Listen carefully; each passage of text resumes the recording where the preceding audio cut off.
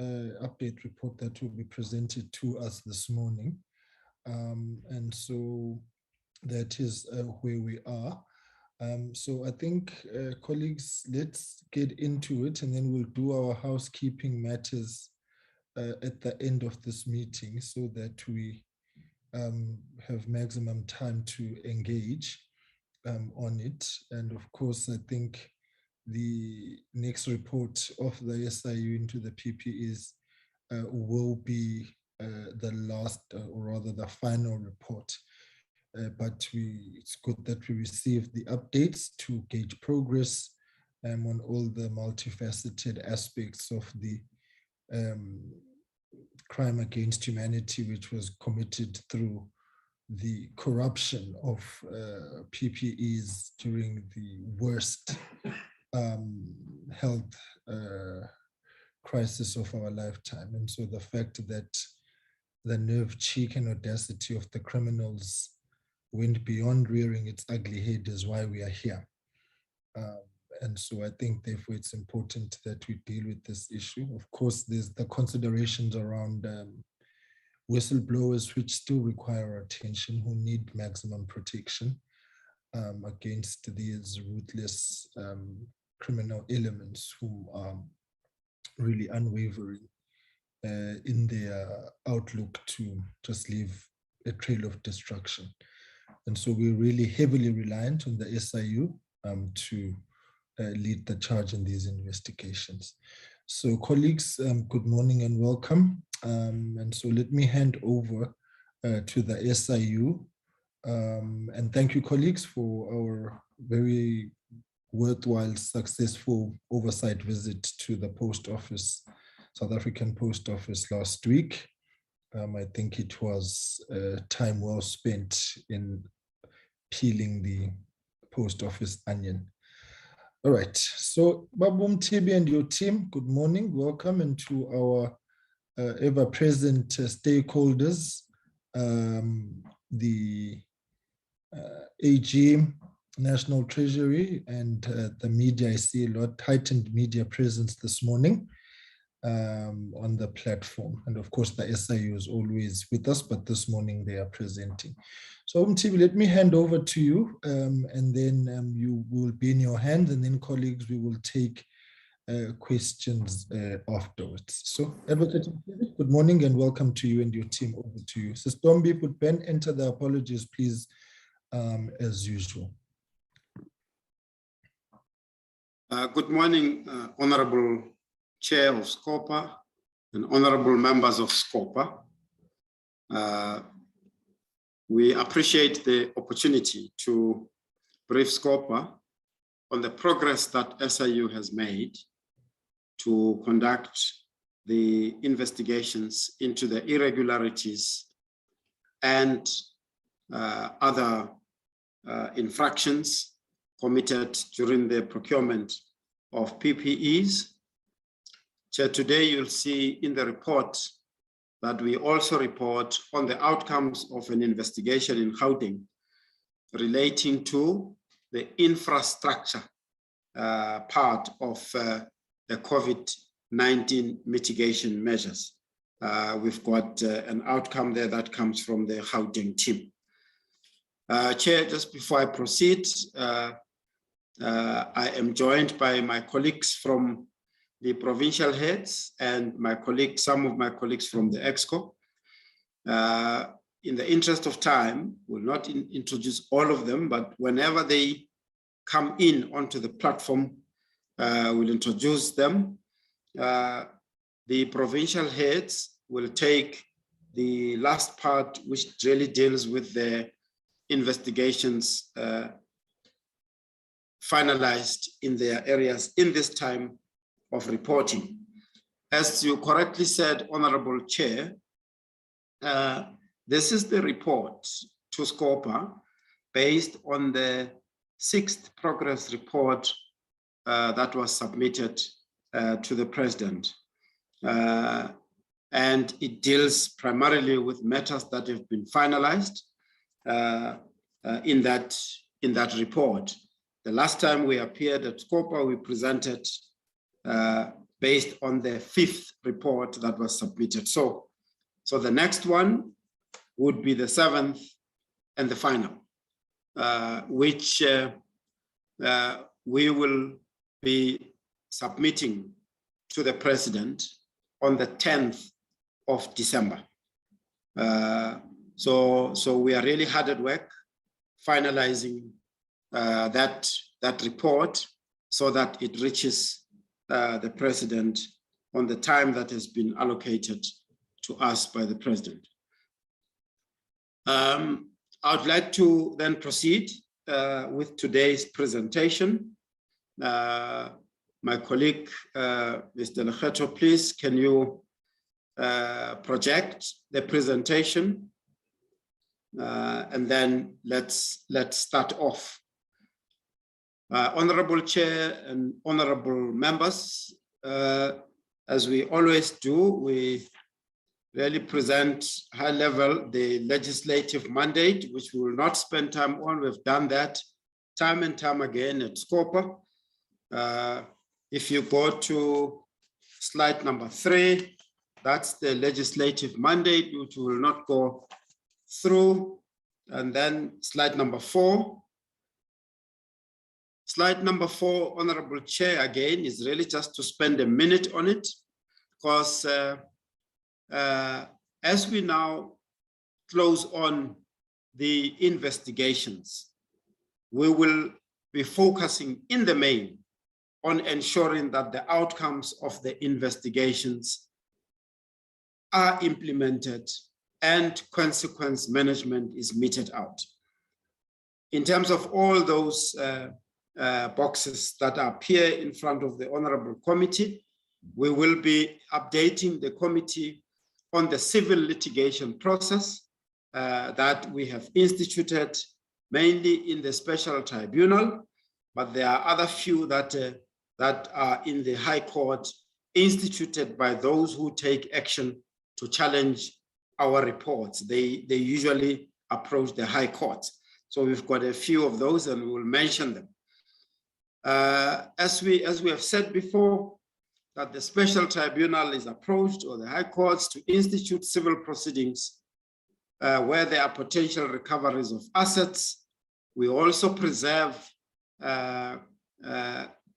pensions and other assets and bank accounts to ensure that when we ultimately recover, there are monies that we can resort to.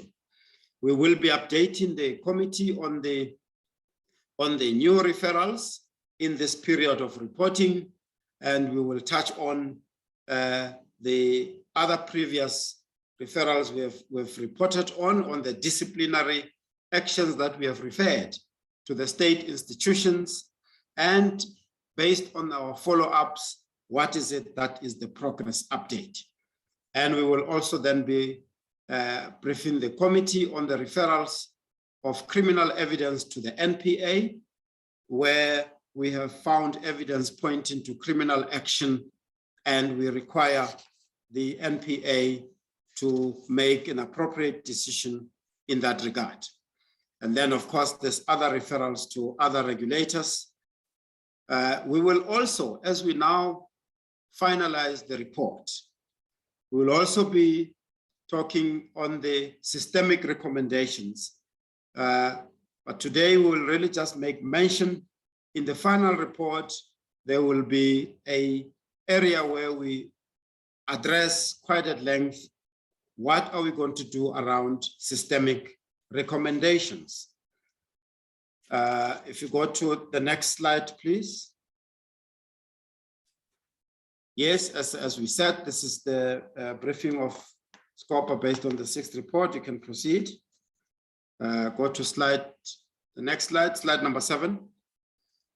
Honorable Chair and honorable members, as we always do, we always refer to the actual COVID expenditure as at the time when we are investigating.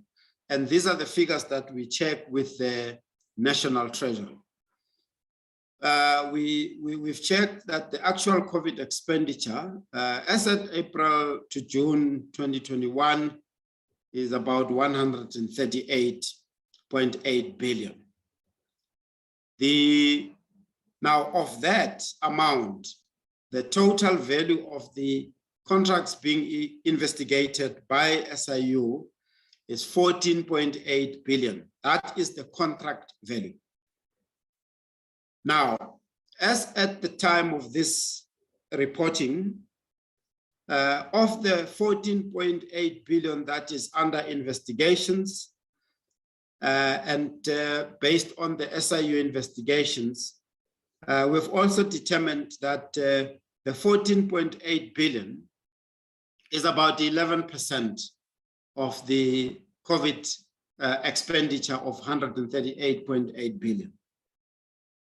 Now, of that 14.8 billion worth of irregular contracts, the investigations that have been completed and outcomes have been reached, particularly with regards to referrals of matters to the special tribunal. As at the date of this report, we have referred about 1.91 billion worth of contract value of contracts that have been found to be irregular by the investigations, and those have been referred to the special tribunal in order to set the contract aside and to recover the losses that the state institutions would have suffered.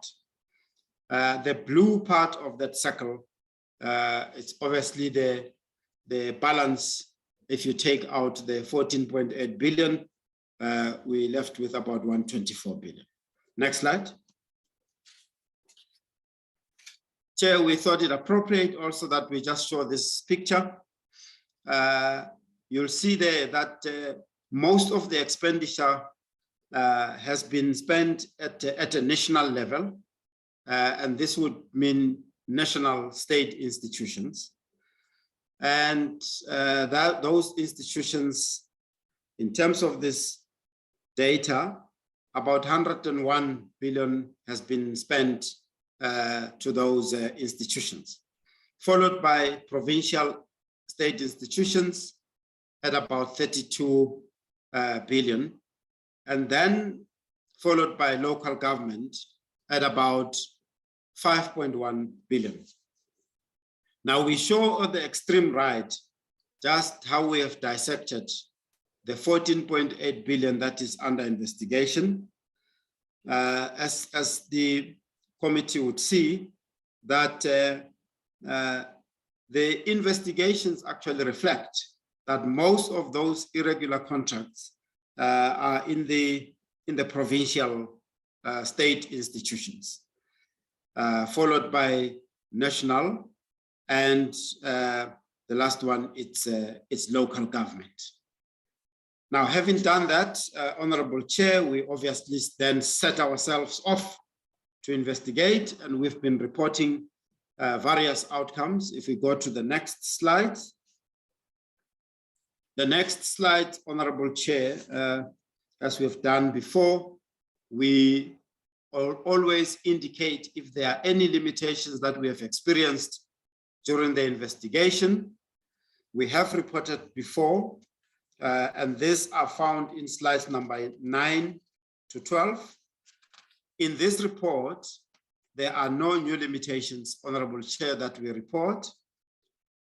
What we want to just put on record is that these limitations, as we have reported before, just an example, if you go on slide number 10, we showed limitations on the left-hand side and steps taken on the right-hand side to mitigate these limitations. So our observation up to now is that the steps that we have taken to mitigate the limitations have really assisted the investigations. And these limitations have been reported before, Honorable Chair and Honorable Members. We will not go through them one by one, except to just report that the steps that we have taken have really showed value in mitigating the limitations. If we go to slide number 13, Slide number 13, Honorable Chair, introduces the observations that we also make as we do the investigations, and we have reported before. These are the observations relating to how these irregularities were committed, including the modus operandi that has been used by all these people who are implicated with these irregularities. Now, all these observations, Honorable Chair, again, we've reported them before. They are on slide number 14. You can go to slide 14. As the Honorable Committee can see, slide 14, slide number 15, we've reported them before. Slide 15, slide 16, and they go up to slide number 17. What we would like to emphasize today, Honorable Chair and Honorable Members, around these observations, again, as we finalize our investigations now and prepare the final report, the question is what becomes of these observations? This is where we will have to play a critical role as SIU, particularly around the systemic recommendations and how to improve and make sure that measures are put in place by state institutions. We will probably engage with the National Treasury as well, so that we can present our observations and how is it that we recommend that all of these should be mitigated going forward, so that we do not have the experience of this wild, large-scale irregularities and corruption that we have observed during this PPE procurement. So we will be doing that, Honorable Chair and Honorable Members. It will be included in the final report in terms of how we're going to engage with the state institutions, in particular the National Treasury, on how to take this into account in terms of improving the system, improving the legislation, and just putting the appropriate controls in place to mitigate this kind of irregularities going forward. That deals with the comments on the observations. There are no new observations that the teams have picked up during the investigations in this reporting period. Now that takes us to slide number 18, which introduces the contracts under investigation. And if you slide to slide number 19, please.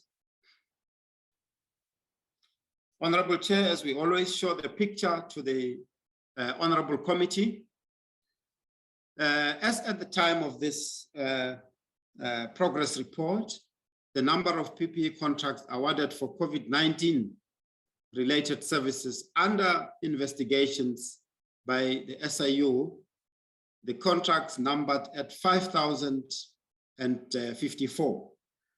And these were awarded to about 2,686 service providers. Now we've broken it down in terms of percentages. 29% of these investigations into this contract and service providers have been finalized as at the time of this report. 64% was still ongoing at the time, and 7% had yet to commence at the time. As the honorable members can see, that the final, or the value of contracts, which is the second block from the right, the overall value aligns with the one we have reported in the previous slide, which is about 14.8 billion rands. Honorable Chair, I need to pause at this stage and just underline that as of today, and when we now prepare for the final report, the picture has really changed immensely from the picture as it is now. As I checked with the reporting and quality assurance team, which we were just left with about 2 provinces to finalize this picture. But we will give this picture to the committee at the next reporting. But I would have loved to just give a comparison of how in the final report it would look like, but we didn't want to distort the picture because the team is still working on incorporating the 2 provinces that were outstanding. But suffice to say that the picture will show a significant improvement. In fact, as at yesterday, there were no contract investigations that were still to commence.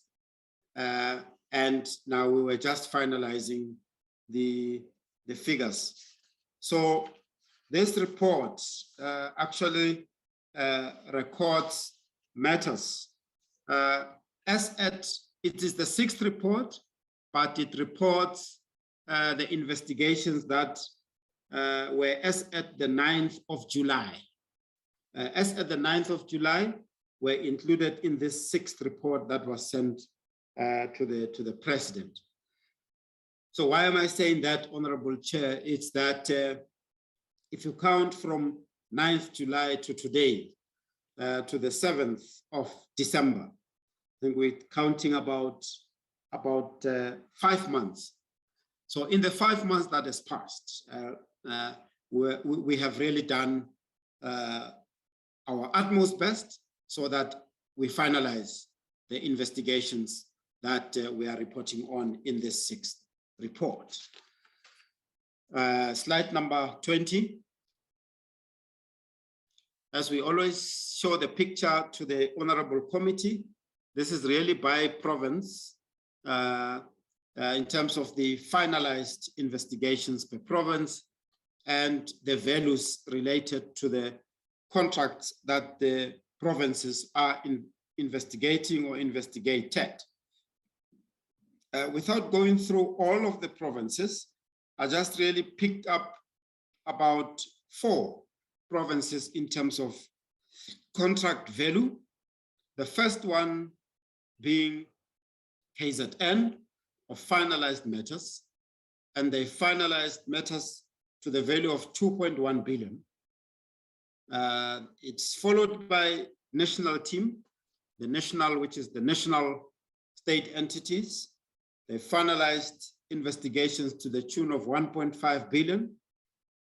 Number 3 is Eastern Cape at the bottom there.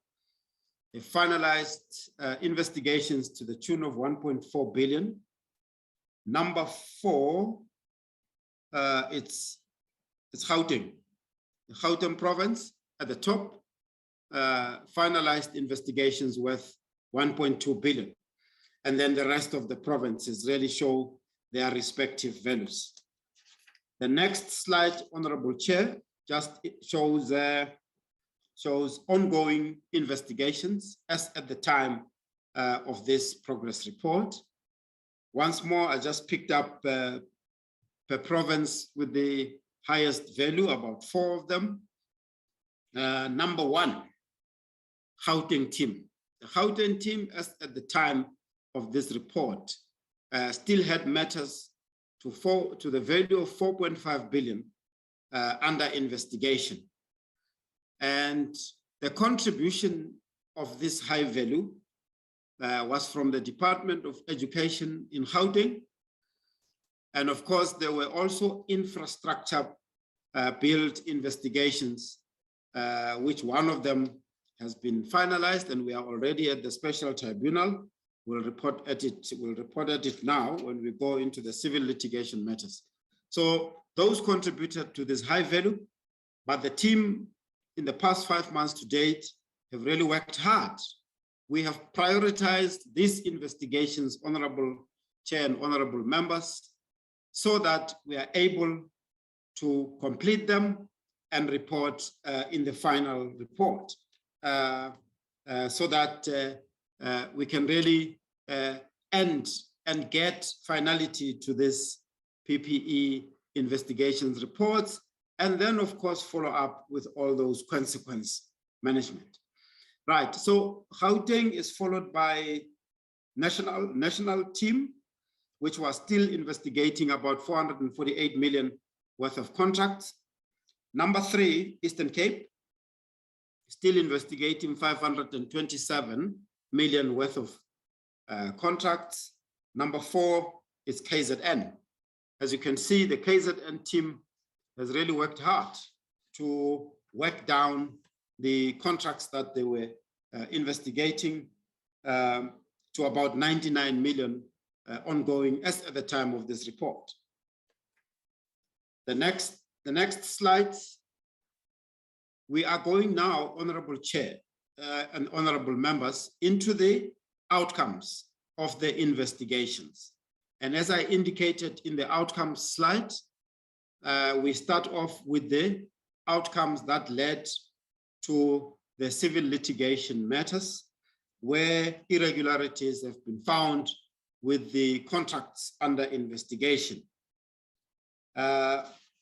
With your permission, Honorable Chair, at this stage, I will introduce the Chief Legal Counsel of SIU, Dr. Wells, who will take the Honorable Committee through the updates and progress made on the civil litigation matters. Over to you, Dr. Wells. Good morning, Honorable Chair and Honorable Members. Thank you, Advocate Matibi. Dear Honorable Chair, I'm also joined on the platform by the head of the Civil Litigation Unit at the SIU, Advocate Chisagi. The presentation that I'm about to do, Honorable Members and Chair, is slides 23 to 44. I will then move to slide 23. On the slide, this is a new matters that have been instituted subsequent to the last report by the SIU. And this matter, it was instituted in the special tribunal. As previously alluded to by Advocate Matibi, it deals with the aspect of infrastructure, more particularly the renovation and construction of hospital and accommodation. In this respect, there were 3 contracts concluded. The SIU established that these contracts were irregularly concluded and awarded, and will in the following few weeks bring a review application to have the decision to award the contract set aside. In the slide number 23, is just an interim action that was taken. It's the preservation of funds to the amount of 8,000 Rand that was held in the account of 2 service providers. That has subsequently been challenged in the special tribunal. And you will note that on slide 24, what we call is the reconsideration application, that judgment has been reserved in that matter. I will then move to slide 25. This deals with matters that have been previously reported to the Honorable Committee, and the purpose of the presentation that I will deal with here is to just give an update on the matters that have already been instituted. We can move to slide 26. In the following slides, you will note that there are no numbers, so I will refer to rows.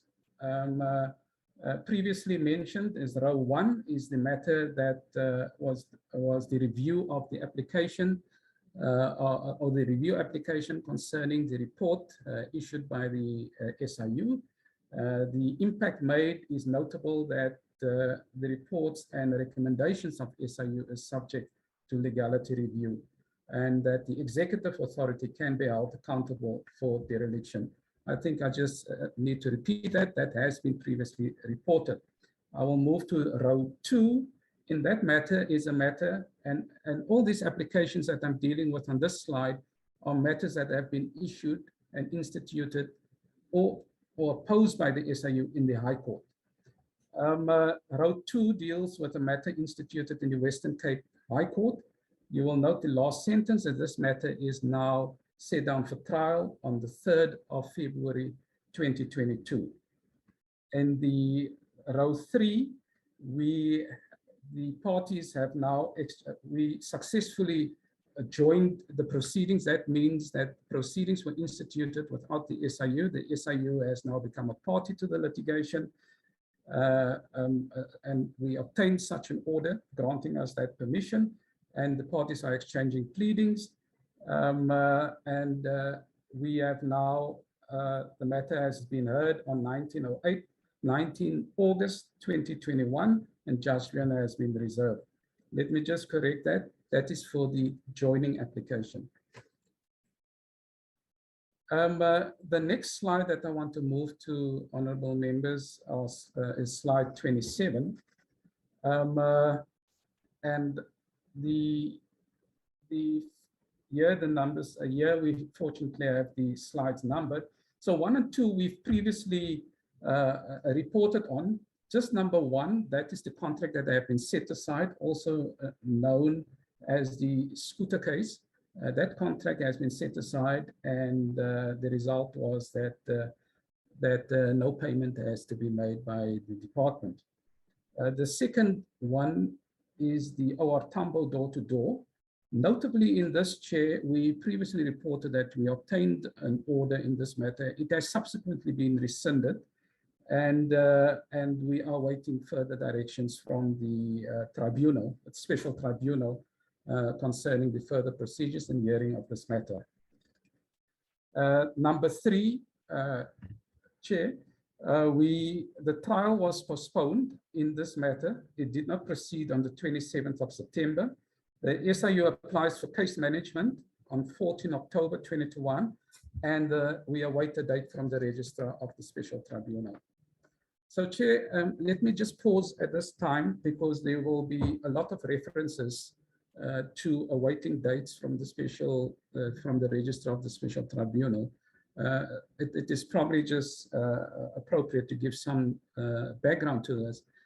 When the parties have concluded the exchange of pleadings, the presiding officer and judge usually give directions as to what pleadings needs to be filed. Pleadings, that means each one must put their case on record. And then once that is finalized, the parties then need to apply for a date for hearing or for further directions from the registrar of the special tribunal. Now, that is the date we await for the further hearing of the matter. Chair, on slide 28, we've previously reported on the matter of number 4. Notably, judgment is reserved there, meaning that the tribunal will issue its decision when they are finalized by the judge. Number 5, Chair, I will immediately move to slide 30, which is the conclusion of the matter referred to under number 5. In this matter, honorable members, notably the contract was set aside, reviewed and successfully set aside by the SIU. The respondent filed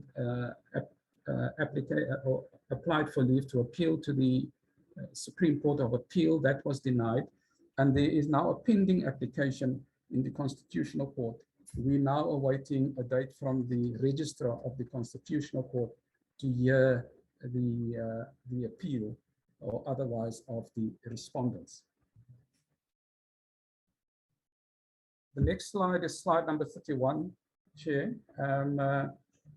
I'll refer to number 8. This is similarly a situation where the respondent made an application to join certain other parties, including the executive authority. That application was unsuccessful. On direction of the judge, this matter has now been joined with another matter that has been issued by the SIU. So we bringing an application to join number 6 and number 9, which is on 32. So that matter will be heard as one if the application is successful, the joint application by the SIU is successful. Number 7, Chair, in this matter, the respondent challenged the adequacy of the record filed by the SIU. It said it is not sufficient information that was filed concerning the administrative decision taken. And in this regard, the matter was heard and the judgment is reserved. Chair, I will move to slide 32. This is the matter of Zakeni Strategic on number 8. This matter will be heard on the 2nd of February 2022 in the Special Tribunal. I previously reported on number 9, which I mentioned will be joined with the matter noted at number 6. Number 10 is similarly an application that was brought in the Special Tribunal. This case is also being joined with number 13 on the following page. And in this matter, the application for the review was set down and heard on the 24th to 25th November, and judgment has been reserved. Let me just note number 10 is then now joined with number 30 on slide 33. Number 11, in this matter, it is a application that we brought. It's unopposed, and we're just awaiting a date from the Special Tribunal. We can move to slide number 33. Honorable members, on this slide, nothing has materially changed since our last report. Notably, you will know number 14 is also commonly referred to as the bait breach matter, and that matter we, by agreement, have concluded where the respondent has undertaken not to demand any money, and that the department need not settle the contract value. But that was done subject to the SIU bringing a review application. So I will turn to slide number 34, where we will deal with the review application that was then subsequently heard. Notably, in this matter, we have established that that the Special Tribunal has jurisdiction, and it has the powers to bring a review application. Sorry, Chair, I'll just to reject the call. In the matter of bait breach and the pending application, I will report on later in the report. But just to confirm that the present situation is that the judgment has been reserved in terms of the review application. Number 15, Schwayo. This matter was postponed and the SIU awaits a hearing date from the Registrar of the Special Tribunal. Slide 35. This is in this matter, the more recent update is that the SIU has joined further respondents and pleadings are being exchanged in this matter. Hearing of the interlocutory and the review application, that is the review application to set aside the contract, will be allocated by the registrar. In the number 17, the most recent update there is that pleadings have closed and the trial date has been set for 11 to 12 March 2022. We have previously dealt with the matter number 18, which is finalized. I will then move to slide number 36.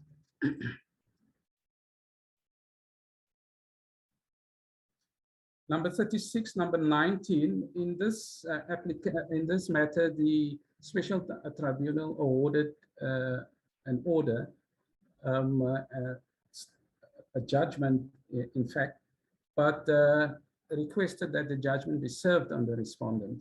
The respondent has now subsequently applied for a rescission of judgment, and which the SIU is now opposing, and we are waiting a date from the registrar at the Special Tribunal. Similarly, number 20, in this case, the matter is being opposed by the respondent, and we also applied for a hearing date, which is awaited from the registrar at the Special Tribunal. I will then move to slide 37. Number 21, Chair, this matter is finalized and reported as such previously. 22, in this case, similarly, the SIU applied for a date and awaiting same from the registrar. So without going into detail as previously done, number 22 to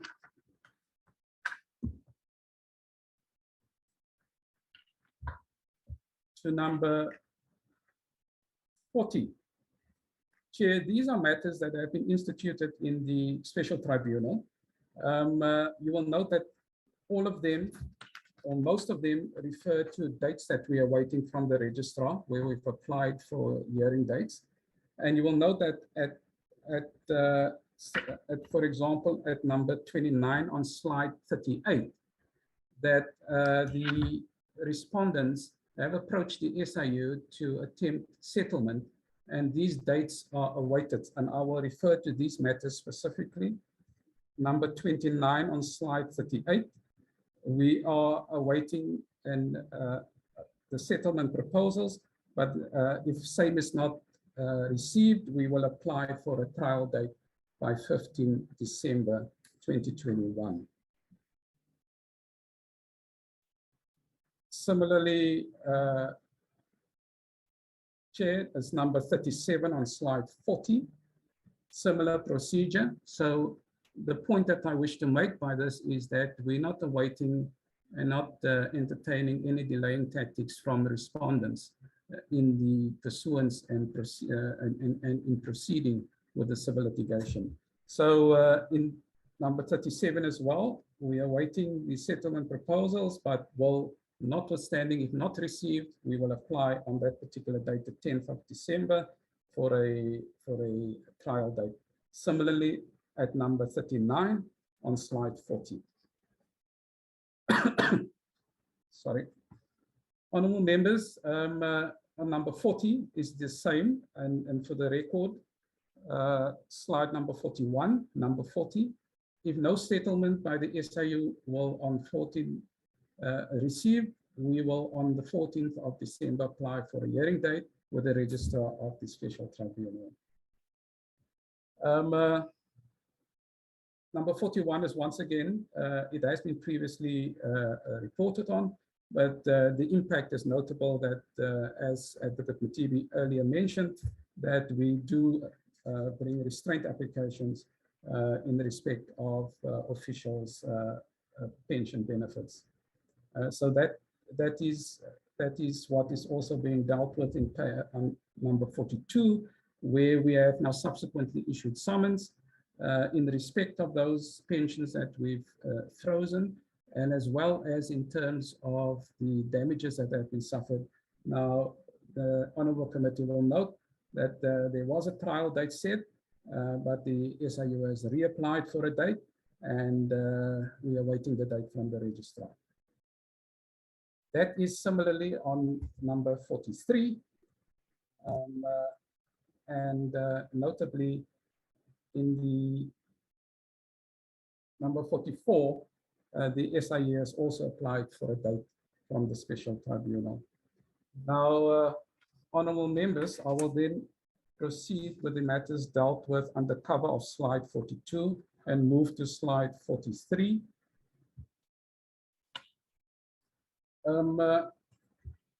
These are all orders granted, and let me just mention orders in this sense is very generic. It is the value of the contract set aside or the restraint value of a pension or the contract value that has been reviewed. So it can be one of any of those. And what I just need to insert is that the value of these orders is on slide 44, which we omitted, is in the region of 174 million. Honorable members, that is the conclusion of the updates and the report in terms of the new matters instituted by the SIU in the special tribunal and in the high courts. I will then hand back to Advocate Muthibi.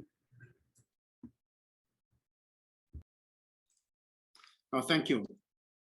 Thank you, Dr. Wells. Thank you, Honorable Chair and Honorable members. So, Honorable members, this really demonstrates that we've really set ourselves up and ensures that the system works, that the investigators conclude their investigations speedily and hand over where there's a need to institute court proceedings over to the civil litigation team, and the civil litigation team are on brief without delay to ensure that these matters are scheduled in the special tribunal. It is only on that basis where matters are adjudicated or handled speedily that we will not delay in terms of holding those who are responsible to account, recover the monies that they've been stolen, recover the assets that have been acquired through corrupt means, and by doing so, we'll be able to make the impact that we'd like to make. So, Honorable Chair, I would like to just make a comment. As we commented earlier on when we spoke about the COVID expenditure, the question can be asked about we saying we referred matters as at the time of this report to the value of 1.91 billion to the special tribunal. And the grand total on slide 41, if you can go to slide 41, please. The grand total on slide 41, I think my colleague probably just skipped to refer to that, shows a grand total of 1.3 billion. So the question could be asked, where's the difference? So what happens is we refer matters to the special tribunal and they get issued. I think it's a process term. They get issued, they're given case numbers and so on. So the balance that is not reflected here is matters that are still referred to the special tribunal. Dr. Wells could confirm that if need be, and those that could still be processed to get case numbers and so that they are also projected as cases issued in the special tribunal. So I really wanted to make that comment. And with regard to the orders granted, which starts on page 42 and is covered on page 43 and page 44. Those are the orders granted. We have sought to separate this, Honorable Chair and Honorable members, because what Dr. Wells was reporting on, showing a whole number of cases at the special tribunal, and so we need to demonstrate the end product. Because at the end of the day, we want to see matters that have been finalized. So this orders granted indicates processes within this litigation space that have been finalized. And we are really pleased to see the special tribunal adjudicating these matters as speedily as they are. But of course, that depends on us. It depends on us on how we speedily assess the evidence and take these matters to the special tribunal. But that is very, very key. The more we delay to take cases to court, is the more that evidence, would disappear, witnesses would disappear, and actions would be delayed. So I really wanted to make that point, as my colleague had indicated, and I'm not sure if Dr. Wells may have not indicated the total value as we speak about the orders granted. That part of the orders granted is about 174,504,000, but we can just indicate in full later on when we respond to questions. I really wanted to just indicate, Honorable Chair, one other point is that we're dealing with people here who would push back at any point, to push back on being held to account. And of course, it is their right to appoint legal representatives and be represented. But the point that gets raised during this litigation processes, you can really get it, that they would really want to push back, and well, they've got the right to defend themselves, but in many instances is matters that are raised honestly just to delay the process. And as my colleague says, we don't take kind to that, and we also bring up our legal machinery to defend that. There's one matter, in fact about two matters, including the Bait Bridge one, where amongst others, the parties challenged the jurisdiction of the special tribunal. As I say, it is their right to bring up any legal issue or legal item in the process, but we are happy that the jurisdiction of the special tribunal now has been ruled. There's no question that it's got the jurisdiction to adjudicate on these matters, and we will proceed bringing these cases there to be speedily adjudicated upon and hold these people to account. We have seen and demonstrated through this process that assets can be recovered quickly, bank accounts, monies can be recovered quickly, and ultimately, the impact that we would like to see, that the public would like to see, that the honorable members would like to see, is then made. Honorable Chair, that is the civil litigation part that Dr. Wells dealt with. Of course, we can take further questions later on when we conclude. The next part deals with again, referring the Honorable Committee to the slides on the outcomes. We're dealing with some of the outcomes now relating to consequence management on disciplinary actions taken against officials who find themselves involved in these irregularities. Mr. Lekhatho, if you can go to slide number 46. Right, Honorable Chair, these are the new referrals. And we use the word referrals because we refer evidence pack to the state institutions so that it can enable the state institutions, the accounting authority or the accounting officer to take action against those officials. Of course, there's a due process that gets followed. They constitute disciplinary hearings and that process then takes place. But we want to see that process taking place without without delay. Let it be subjected to that due disciplinary process without any delay. So in these new matters, it's about 15 of them that were referred in this period of the report.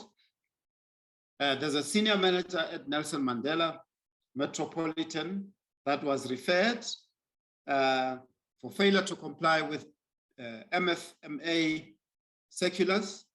The disciplinary process was initiated. There were two officials or two referrals there. The disciplinary process was initiated against one official. However, it's not finalized yet. In respect of the other official, municipality is still waiting a council resolution. In Gauteng, one referral against one middle manager. Again, infractions against the PFMA. This was in the Gauteng Department of Health. The department confirmed receipt of the referral made and the disciplinary action is pending. Once more, we will follow up to ensure that that disciplinary action is implemented. In the city of Johannesburg, again, we've made a referral against the middle manager, contravention of MFMA. The city again confirmed having received this referral and the disciplinary action is pending. The National Department of Employment and Labor, we referred one senior manager in this reporting period. Again, this was the contravention of the PFMA. It's pleasing to see that the disciplinary process has already been implemented and conducted, and the official was found guilty. We've noted that the sanction that was given there is a final written warning and fined 1 month salary. So when we do the follow-ups, Honorable Chair, we really do assess, amongst others, the types of sanctions that are given and assess really whether they are commensurate with the charges that have been preferred. Again, at the Department of Employment and Labor, one referral of a senior manager where the disciplinary hearing is still ongoing. At the National Department of Health, this was under the Digital Vibes investigation. There were 9 referrals. We are informed when we followed up that one official has pleaded guilty and we are awaiting the sanction that will be meted out on this official. So then the rest, we will follow up continuously as we do to ensure that those disciplinary processes are taken. Honorable members and Honorable Chair, the next slides,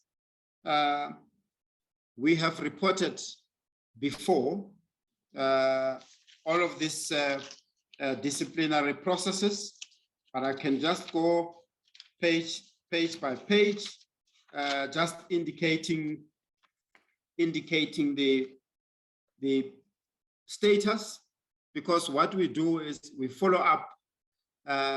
Even as from the last appearance at SCOPA, the provincial teams and the national teams, they continue to follow up with the state institutions on the status of this disciplinary hearings. For example, on page 47, you'll see that the Amatola Water Board, there were 2 referrals referred back in March of 2021. This was around the contravention of PFMA. On the extreme right, it's the update. The official was dismissed on the 27th of October 2021. It looks like this was really an official at a lower level, junior official, who was an intern, whose contract was then not renewed. Again, in the Eastern Cape Department of Education, There's a disciplinary process against one official in the middle management ranks. The disciplinary process is still ongoing. Eastern Cape Department of Education, again, against one middle manager. All of these would have been the contravention of the legislations mentioned in the charges column. The official was found guilty. Again, we are really pleased to see this progress, and the SIU is awaiting formal communication on the sanction meted out. Again, in the Eastern Cape Department of Health, there was one senior manager who moved from that department. As you can see on the progress update, the official moved to the office of the Premier. And when he got there, we had to refer that disciplinary hearing to the Premier's office. But it appears from an employment perspective that this person was no longer subject to the Public Service Act. But Chair, we are really following up here, that whether you are subject to the Public Service Act or whether we are on an advisory to the Premier in his office, one way or another, there should be a process that will hold you to account. So as we say on that progress update, the team was informed that this person is employed as a consultant in the office of the Premier, and therefore the public service is not applicable. So the question is, what's next? We cannot just leave this unattended. We need to see a consequence management on that former official. The next slide. In the Eastern Cape, again, Department of Transport, there was an official, junior official. He was found guilty, and a final written warning was handed down. Nelson Mandela Bay Metropolitan Senior Management, a disciplinary board, we are informed, has been established to process the referral. And the referral was made back on March 2021.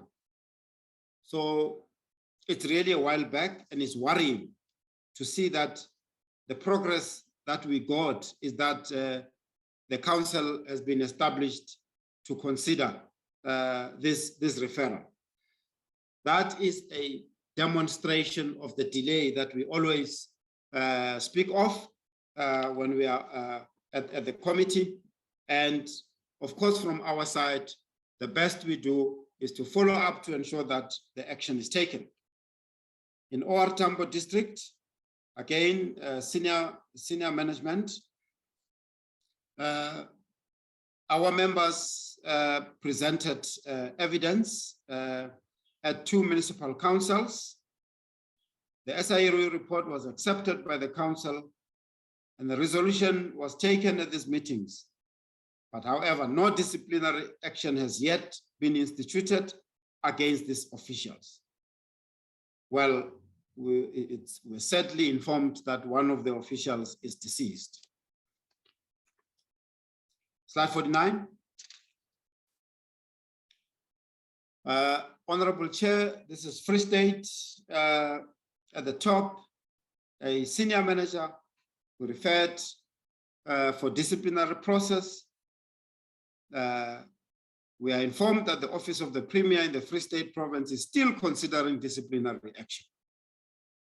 Similarly, still in Free State Treasury, a senior manager, the official was transferred to another department, and what we do, of course, is that the referral follows you wherever you go, but we are informed that the officer resigned on 30 June before disciplinary steps were taken. And these matters are then brought to the attention of the civil litigation team, because we have demonstrated that resignation from employment should not absolve you from consequence management. We then institute processes to freeze pension. But of course, you face criminal action where the evidence points to that. And also, if you've played a role in the losses of the state, we will then cite you in the special tribunal processes. The next ones are in Gauteng, middle manager. The SIU has been informed that the Department of Health is considering the evidence of the file that we have presented to them. Still in Gauteng Health, middle manager, disciplinary process has been completed and the sanction is outstanding. We'll follow up on that. Gauteng Department of Health, senior management, the SIU has been informed that the official was found guilty and has been dismissed from the Gauteng Department of Health. Again, we are pleased to see those outcomes and consequence management being meted out. There's one official in the Department of Health in Gauteng who seemed to have left the department and joined the SAA. Again, here the charges were really failure to declare financial interest. But when we followed up at SAA, we were informed that SAA was under administration at the time and that they had not as yet taken action. Slide 50. Gauteng Department of Health continued. This one deals with the spokesperson. Or this would be the national.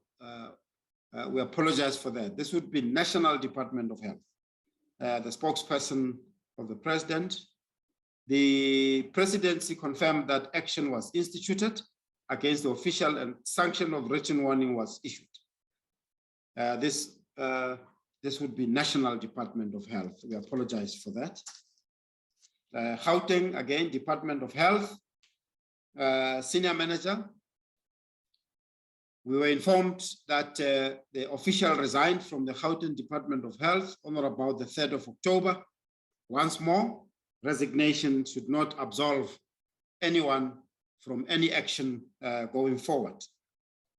Gauteng Department of Health, well, I've already indicated, or this is the second one, where we've been informed that the official resigned from the department prior to receiving the final verdict from the chairperson. So he underwent the disciplinary process and then resigned in the process. Again, we do take steps. We freeze the pension so that the person can face consequences.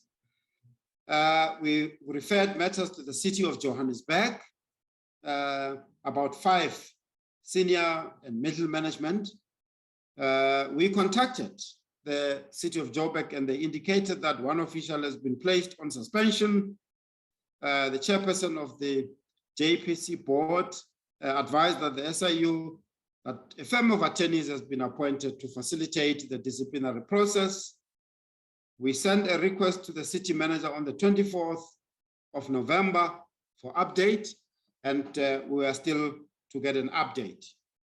City of Tshwane, there's 2 officials that we referred there, but in that case, it appears that the city of Tshwane, they looked at the referral and the evidence, and when they gave us feedback, they say that they are satisfied that the official executed their duties in accordance with the powers vested in them by the SCM policy, thereby saying they do not find that the officials committed any irregularities. But Honorable Chair, our view is that that is not due process. We expect that due process should be followed, where disciplinary hearing is constituted, and such kind of findings should be made after evidence is listened to.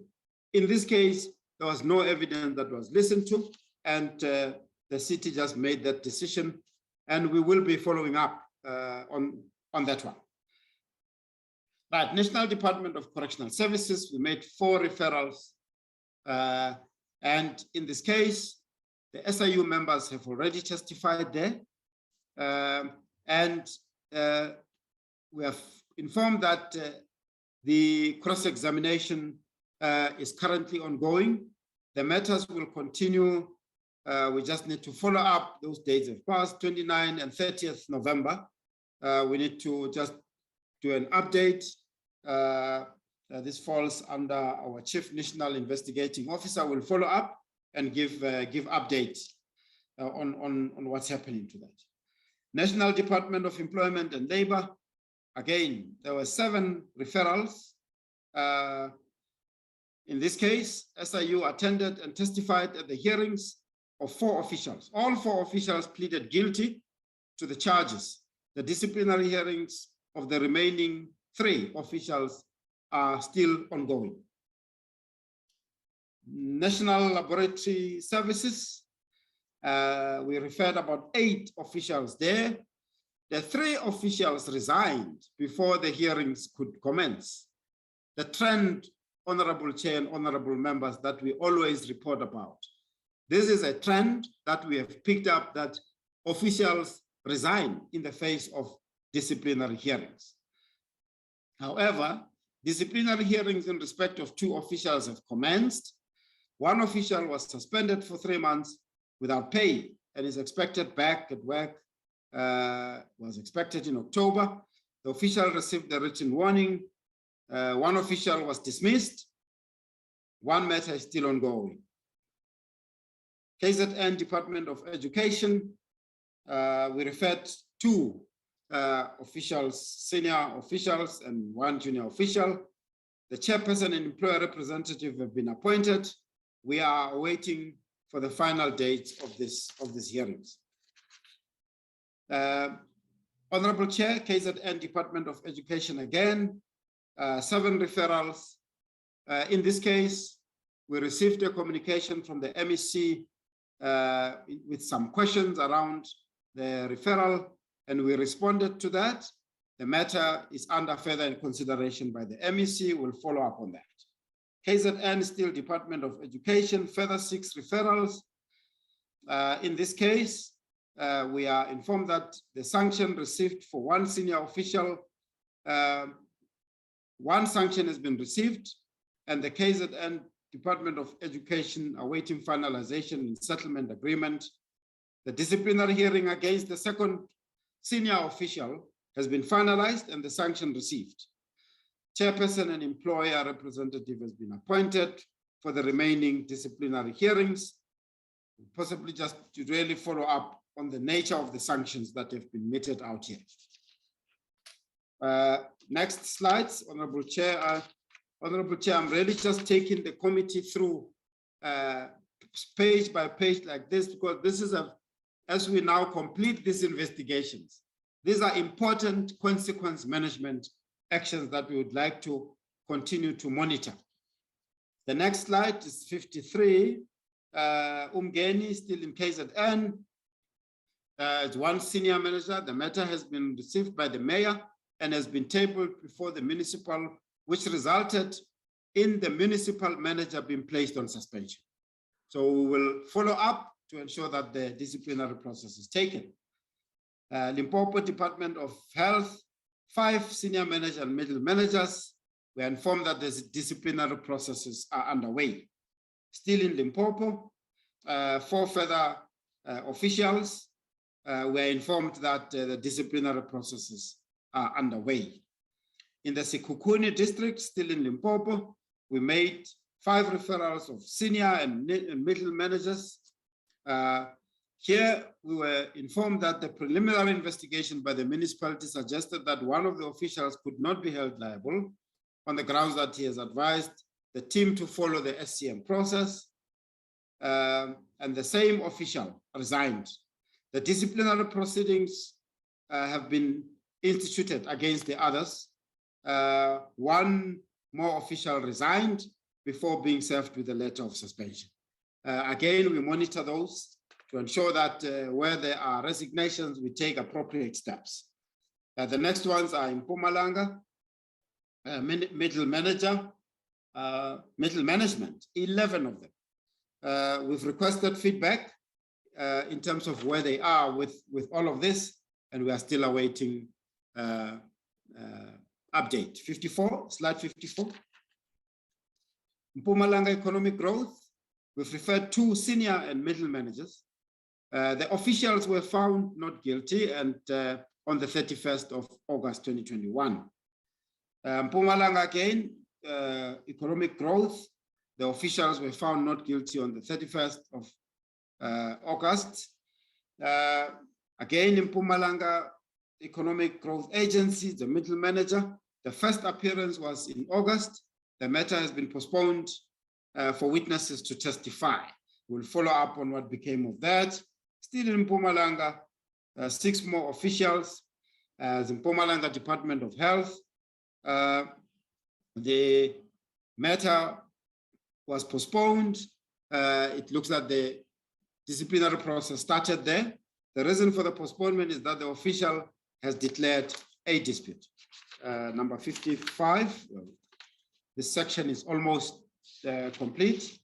In the Mpumalanga Department of Arts and Culture, 4 referrals at the level of senior management. The HOD has informed us that both officials received written warning. There's 2 officials to go. City of Matosani in the Northwest, 1 official senior manager, the official has resigned from the municipality. A criminal case was referred to NPA on the 26th of August, which we need to follow on. Again, City of Matosani, a middle manager. The manager is currently on precautionary suspension. The disciplinary hearing has been postponed, so we'll follow up on what happens to that. Northwest Department of Education, about 3 officials. Disciplinary hearing of 1 has been finalized and he was dismissed on the 24th of September. The hearing for the other 2 officials is underway. Again, in Northwest, 2 middle manager and junior official. The disciplinary hearings against 1 official commenced. The official was found guilty and chairperson pronounced that the official should be dismissed as the sanction. The official has been given about 5 days to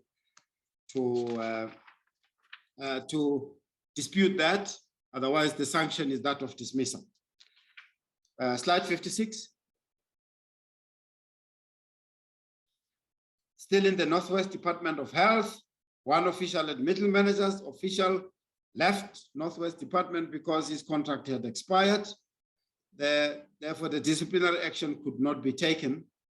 Again, as we always say, we referred the matters to the NPA for criminal prosecution.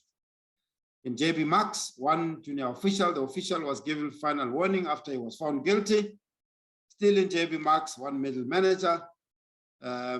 Again, we have been informed that we contacted the law firm who has been appointed to deal with this.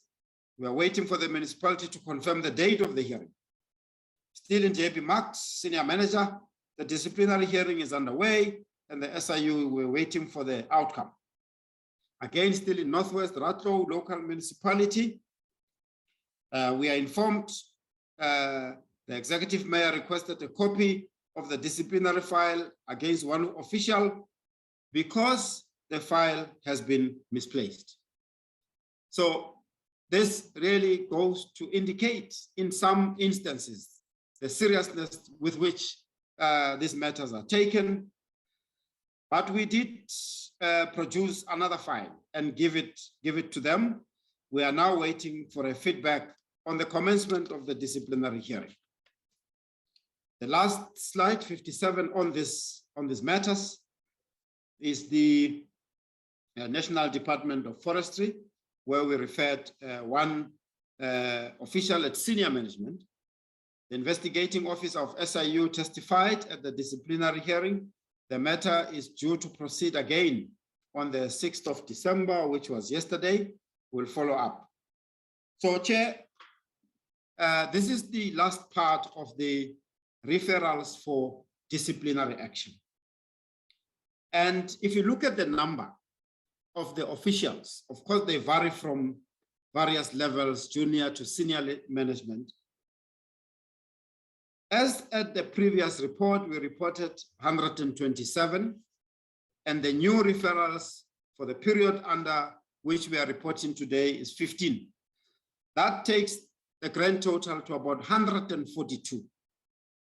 This is really quite a high number, and these matters has and have to be instituted and conducted speedily so that there is a clear demonstration of consequence management in these areas.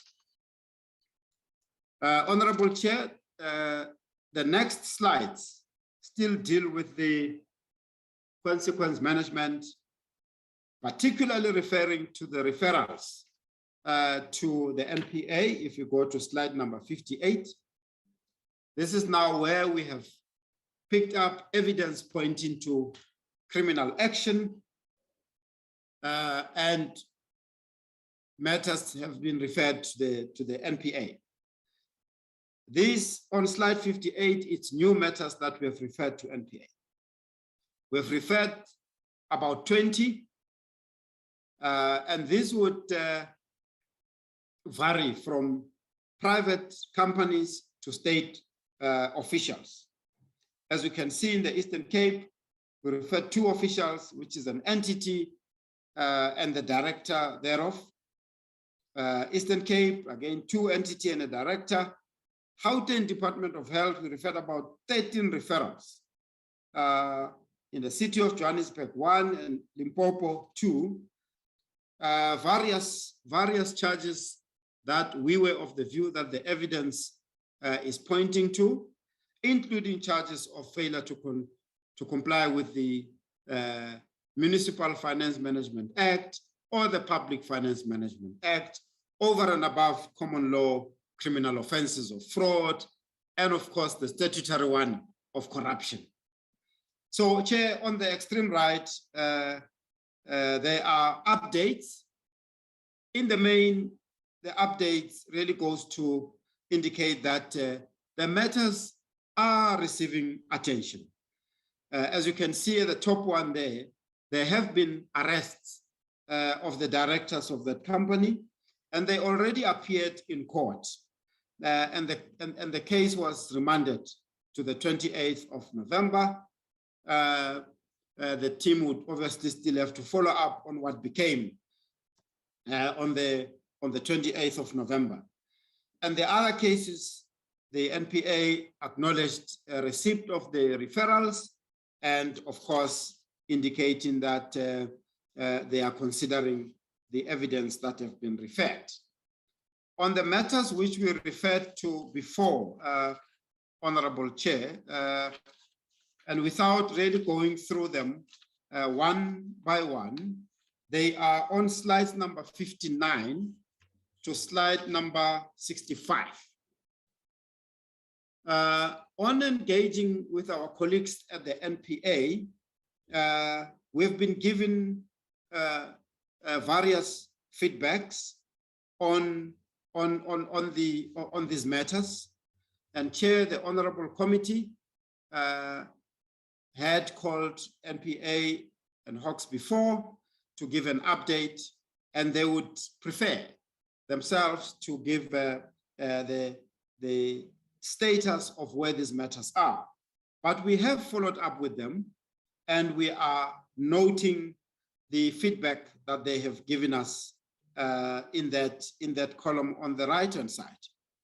And as honorable members would see, that the matters are really receiving attention, and we have made that effort according to the MOU that we have signed with the NPA to follow up on these cases, so that we can ensure that they receive the attention that is deserving. So with your permission, Honorable Chair, we can take questions later. We had reported on these matters before, and NPA, as they would prefer, they would like to really consider these matters and give an update when next they appear at Scopo. That then takes us to slide number 66 up to 65 is the NPA referrals, or maybe perhaps just to indicate that the previous matters, go to slide 65, please. Just the number of matters. We have referred a total of 148. This was in accordance with the presentation we made previously when we appeared on the 1st of September. But the new referrals, as we indicated, the new referrals on slide number 58 is about 20. And if you add the two, then they give us a grand total of 168. So our expectation is that NPA would consider and make the necessary decisions so that the prosecution would follow. On slide 66, Honorable Chair, it's the number of referrals made for executive action since we appeared. This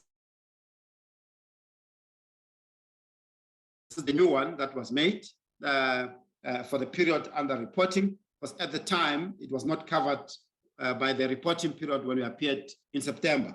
This is one of the outcomes from the Digital Vibes investigation, and it's out there. It's been publicly reported that we had made a referral for an executive action to be taken against the former minister, who subsequently resigned, and no further executive action could be taken. As at the previous reporting, we reported those executive actions that are shown on slide 67. There's only one, which is at the bottom in the JB Max, that is still showing some delays, and we will really follow up to find out what steps have been taken. And as we say there on the right-hand side on the progress to date, the last sentence of that paragraph, we are still waiting feedback from the MEC regarding this matter, and we will follow up on that. Slide number 68. Right, slide 68, Honorable Chair. As we say, during our investigations, we come across some of these irregularities, which in terms of the Public Finance Management Act or the Municipal Finance Management Act, the accounting authority or the accounting officer should have taken steps to avoid these irregularities. And we are ensuring that the accounting officers or accounting authorities are given the opportunity to explain and account on how is it that these irregularities occurred. We have since sent letters to the relevant accounting officers or accounting authorities where we have investigated and found irregularities. Once we have received all this feedback or letters of response, we will assess the responses and assess for next steps. And the next steps could include referrals of this to the Auditor General of South Africa, because all of this environment really shows a deterioration of some of the control environments. Slide number 69, please. Slide number 69 deals with the referrals for administrative action. These are the new ones that we have referred since we appeared at Scopa before. In the main, this would include the blacklisting of the service providers that have been found to be in the wrong in the process of investigation. The new ones include from the Free State province about 60 referrals, and those have to do with the SAPRA, South African Health Product Regulatory Authority. There would have been irregularities in that space. In the Gauteng department, there's been 7 referrals again, referred to SAPRA. Slide 70. In slide number 70, National Department of Health, there were 6 referrals. Again, the acting DG at the time confirmed receiving this, and they are currently dealing with the matters. The previous 2, we've checked that SAPRA has indeed received them. The last one, which is the new one, in the KZN Department of Education, a request was submitted to the KZN Education for feedback, and they requested the names of the service providers in an email. 26 November, the letters of referrals were resubmitted to the department. So the new ones that have been referred, Honorable Chair and Honorable Members, it's about 78 service providers. Now, these 78, we added it with the previous ones that we reported before. The previous ones that we reported before are covered on slide 71 to slide 75, excuse me. Slide 75. So the grand total between the new ones and the ones that we reported before is about 274. So, Honorable Chair, what really that tells us is that there's quite a number of service providers that have also made themselves guilty of all of these irregularities, and we would like to see action taken. At the previous appearance, one honorable member asked, how long should it really take to blacklist a service provider? That process is subject to an administrative process. The service provider gets to be given an opportunity to respond and so on. And ultimately, depending on the responses, they are then sent to National Treasury to place them on the list of restricted service providers. We have to really follow up and make sure that this happens. Because to date, if I look at all of those, there hasn't really been anyone that has been, the process has been completed and has been blacklisted. Again, the delay causes problems that invariably these service providers could still be doing business with government elsewhere. It's a potential, it's a possibility. So for us to be able to make sure that they don't, they have to be placed on the list of restricted service providers. I proceed now, Honorable Chair, to still deal with some of the outcomes on slide number 76. Slide number 76 and 77. These slides deal with the value of potential cash or assets to be recovered. This 76 and 77 deals with the new ones. And they add up in slide number 77 to about 27 million. These are the areas, Honorable Chair, where there would have been acknowledgement of debt signed in various provinces. There would have been areas where we have made recommendations to the state institutions to recommend that they should withhold payment. This is really to prevent further bleeding by the state, where we have investigated and found that the contracts are irregularly awarded. Of course, that is subject to immediately SIU instituting civil proceedings to declare the contract and set them aside and ensure that we recover the monies that have been lost. So Chair, on slide number 77, we show the total of all of these potential recoveries. We reported similar potential cash or assets to be recovered as at the last reporting on the 1st of September, and that is on slide 78, 79, and 80.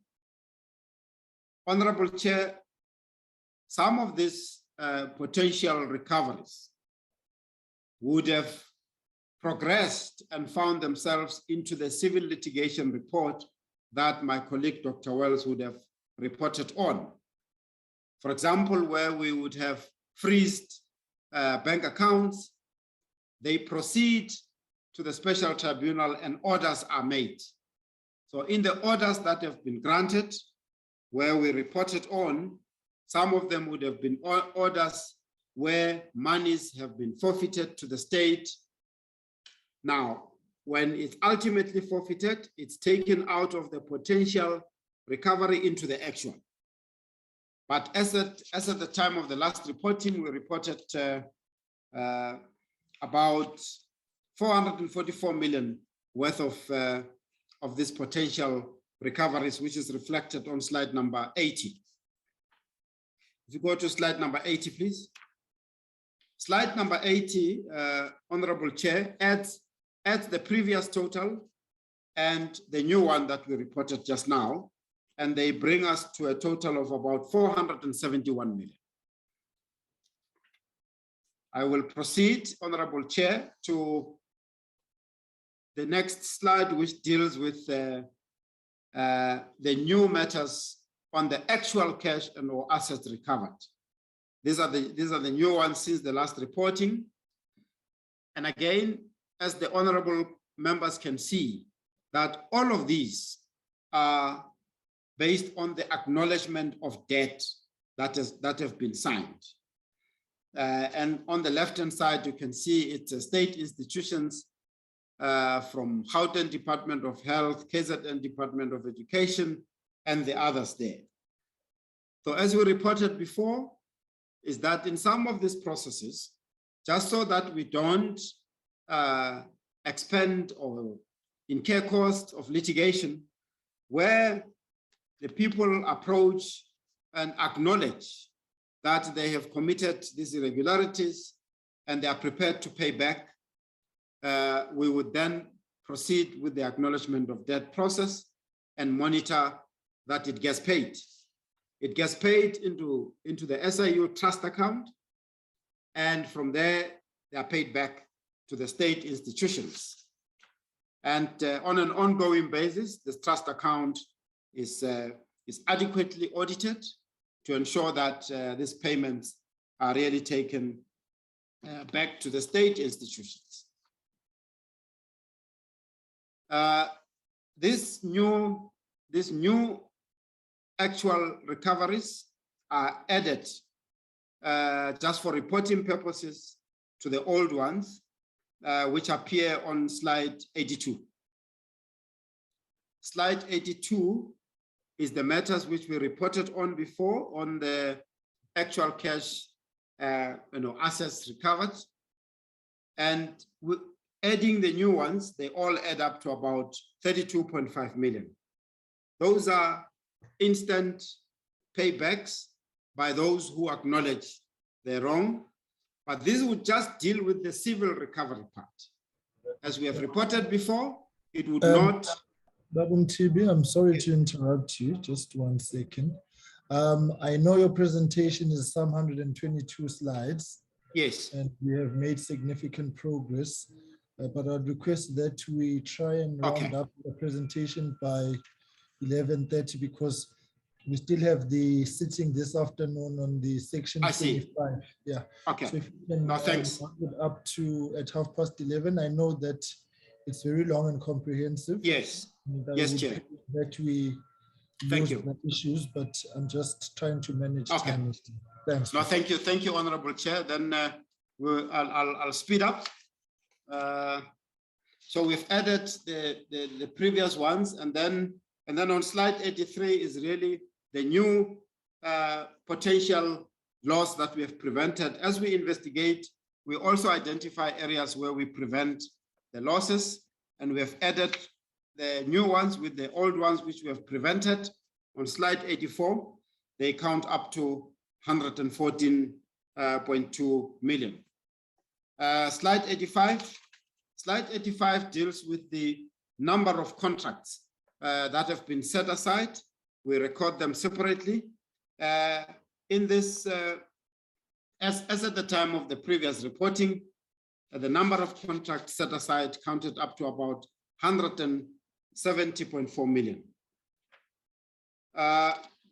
Honorable Chair, then we now go into new matters that have been finalized. And again, without repeating what I've said above, slide number 86, please.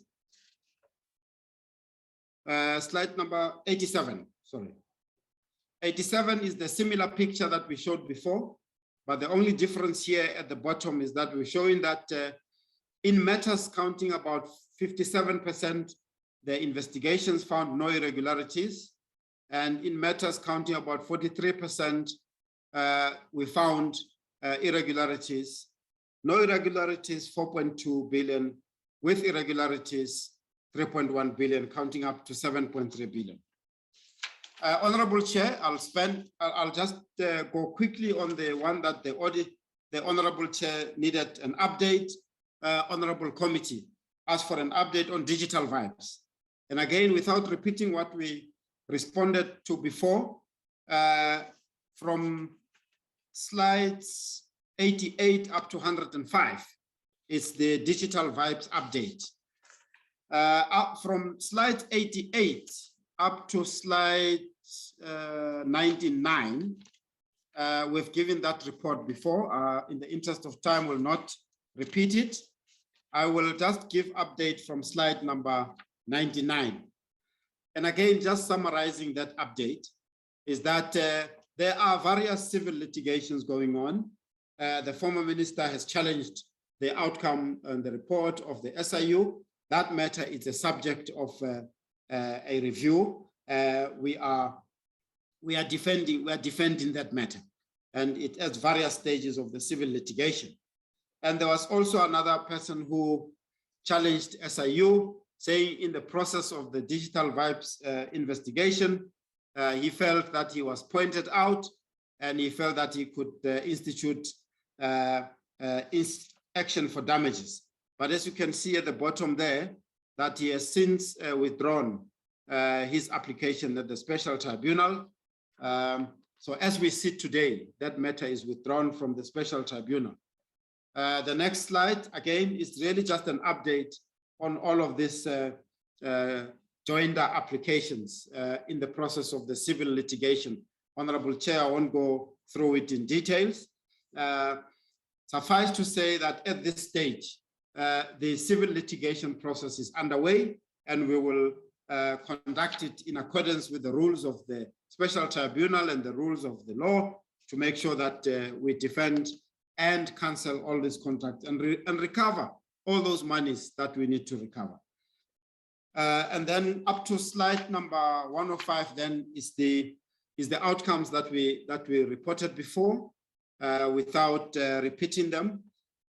But Chair, I need to just indicate here that we have noted that there has been further reports or further allegations that have been reported in this regard. When we submitted the final report of Digital Vibes end of June, we did say that if there are further evidence that comes up, we will investigate and give a report. So that investigation is still underway, and whenever the investigation is finalized, we will give the appropriate report. Honorable Chair, I see there's 13 minutes left to past. The next slides really deal with the content of matters that have been finalized. Honorable Chair, at this stage, Going through them one by one is not really a lot. The honorable members would have read through those that indicate the matters that have been finalized in this period of reporting.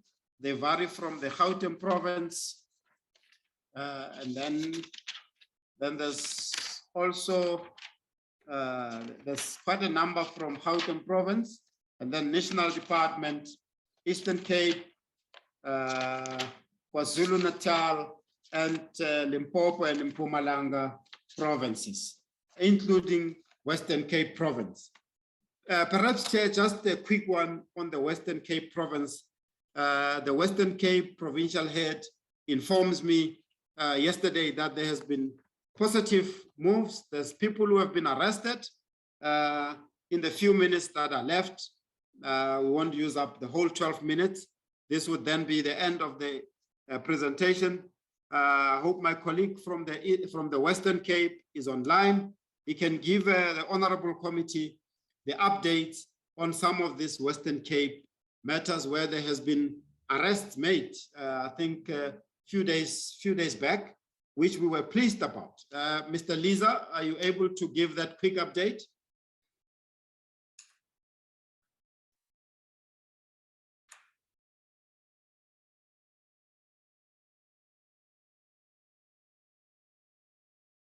No. Honorable Chair, it doesn't look like Mr. Lisa is online, but suffice to say, what he informed me that in one of these matters, I think it's the one on the Canaan Land Local Municipality, there has been arrests that have been made a few days back. And we are really pleased about that, and will support that criminal investigation process and support the process to ensure that the people are adequately and effectively prosecuted. Honorable Chair, with your permission, this brings us to the end of our presentation. We are ready to take questions, and my colleagues from the provincial heads of various provinces are in attendance. They can assist with the responses of the questions. Thank you very much. We appreciate the opportunity to present to the Honorable Committee. Okay, thank you very much, HOU. Right, quite a number of substantive matters have been raised, colleagues. I've got a few that I'm going to flag at the end, with only just the very serious concern around the NPA related matters. I hear the suggestion that we must call them and that they would want to report themselves. I'm not holding my breath, actually, on that matter. The issue of progress insofar as the NPA is concerned leaves very little to be desired, to say the very least. And one would really be gearing up for a presentation where very little detail will come up, with citations of all sorts of things insofar as detail is concerned. But it remains a fundamental concern that over 120, 30 matters really are with the NPA, and we are just not seeing the needle moving. I think that becomes the biggest indictment on these very comprehensive investigations that the SIU does. And then there's just no movement insofar as the NPA is concerned. But fair enough, we can call them and listen to whatever they have to say. And if there's any progress, we'll hear that. But like I'm saying, I'm not holding my breath. All right, Honorable Van Menen, over to you. Your hand was up first, and colleagues, please indicate when you wish to speak. Honorable Van Menen, over to you. Thank you very much, Chair. There is a great deal that could be discussed. This is a very intense and dense presentation. I really want to thank the SIU very much for the work they're doing. However, I just want to touch on a couple of issues. Firstly, I'd like to say that I actually very much support you, Chair, in the issue of trying to get the NPA to present to us. I think that ramifications are something that are very, very important and something South African people expect to see. But my issues specifically relate to the first part of the presentation. The door-to-door matter, talking about the rescission, I think if I saw correctly, it was a default judgment. I would just like to know the basis for the application for rescission, because it really is going to prolong matters if we're going to see default judgments followed by applications to rescind, etc., etc. Second matter, the Byte Bridge, Caledon matter. The presentation was jumped around a bit at that point. Can people just clarify for me, please, exactly what's happening with that matter? I think it's very important that we also understand exactly how events are unfolding there. It does seem to have a lot of legal theatre going on at the moment, and I think we need clarity with that. And then also in terms of the monies actually being reclaimed, I just want to know in terms of the quantum, what is subject to a court order at this point, and what steps are in fact being taken to reclaim those monies. Thanks very much. Let's get responses to that. Honorable Member, stand by. Thank you, Honorable Chair. I'll request my colleague, Dr. Wells, to respond. Thank you, Honorable Chair, Advocate Matibi, and the honorable members. Thank you for the question. The rescission of judgment, well, let me just get to the door-to-door. There was a default judgment granted, but the applicant then, the respondent then approached the tribunal and noted certain aspects in terms of why they failed to be represented in the matter. The judge then, on the basis of the motivation for the application, then rescinded the order on that basis. Substantially, it dealt with the legal representation and the failure of the legal representation to adequately and effectively present the case of the respondent. So the update is that application was granted, judgment rescinded, and the tribunal will now award a date. I expect that it will probably be heard in the first quarter or the first term of the next year, 2022. The matter of Byte Bridge, I will appreciate the comment, and the let me just refer to the presentation.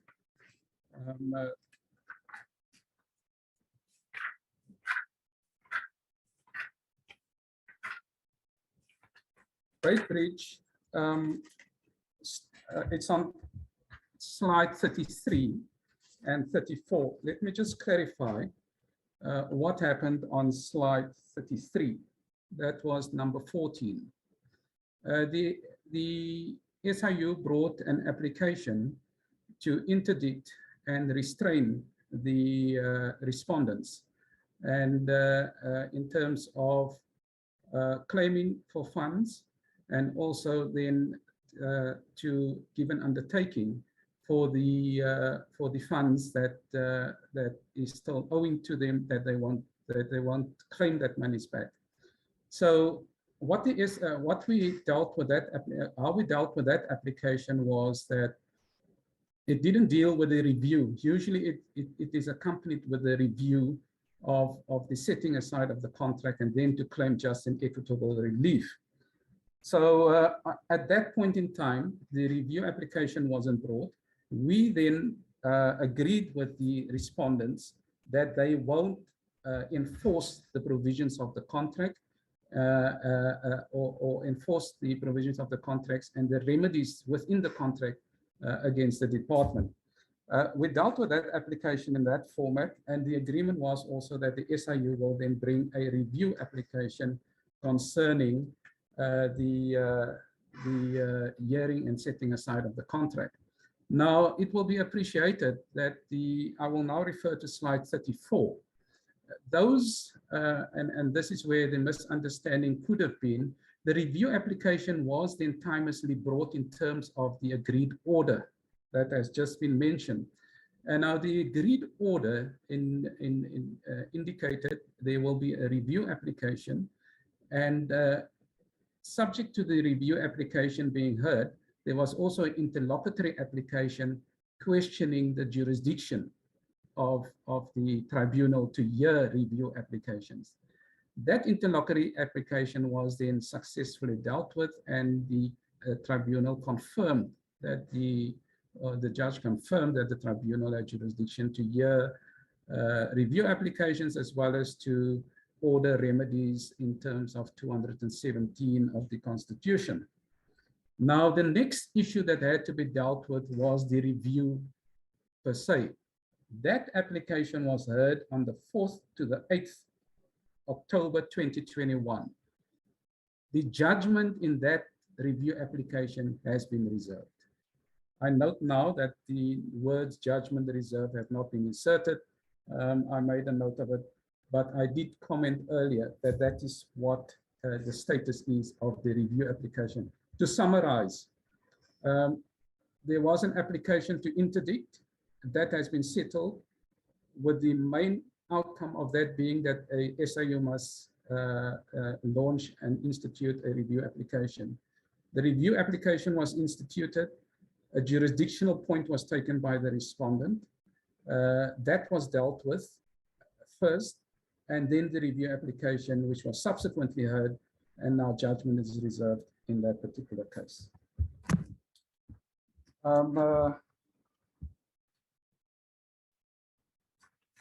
There is a third question of actual orders, and I tried briefly to explain the nature of orders that is recorded in the slides.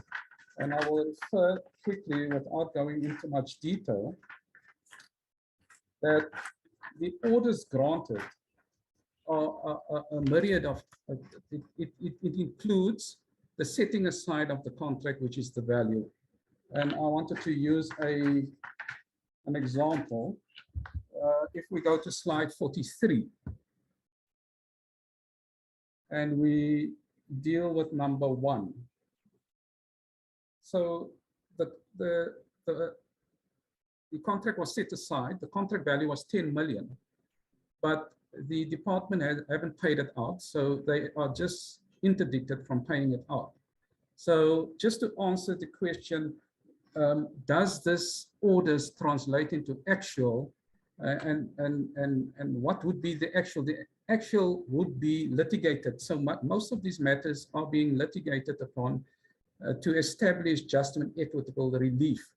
So, so most of the orders that are mentioned here would either be the setting aside of the contract, which is the contract value, or it will be the restraint of a pension fund, which would be number 8 on slide 44, which would be the value of the pension fund, pension benefits. But it's not necessarily the conclusion of the matter, because we had to issue summons to recover the damages, which is in excess of 100,000 rand. And that is set out in the other matters under the heading instituted, matters instituted in the special tribunal. Chair, so to summarize, the orders granted under slide 42 would relate to the value of the contracts, which is set aside. It can refer to the restraint of pension benefits, as I've stated. And it can also mean that the money has been preserved, but that is not fortunately under this heading. So I hope I've clarified it. The actual values are subject to litigation.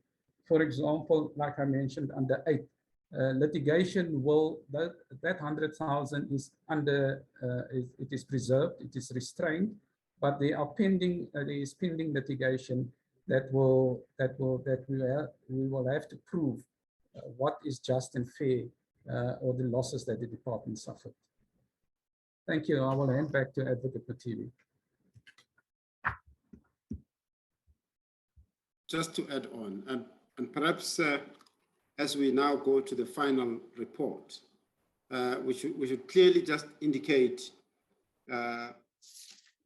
what we refer to really as money in the bank, because more often when orders are granted, the next part is those orders have to be executed, and Dr. Wells and his team are focusing on that part. But just to maybe just make another demonstration.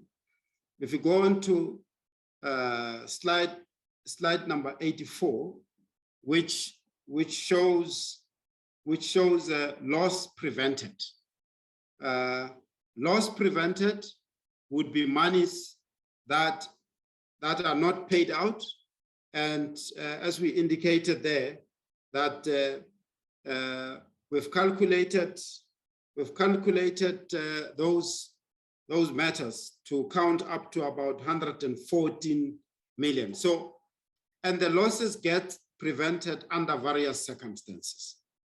It's either we indicate to the state institution that we have found irregularities here, don't pay out these monies anymore, subject to us going to the special tribunal, canceling the contract, and now once the order is given of the cancellation of the contract, these monies would now be certainly or finally prevented from being paid out.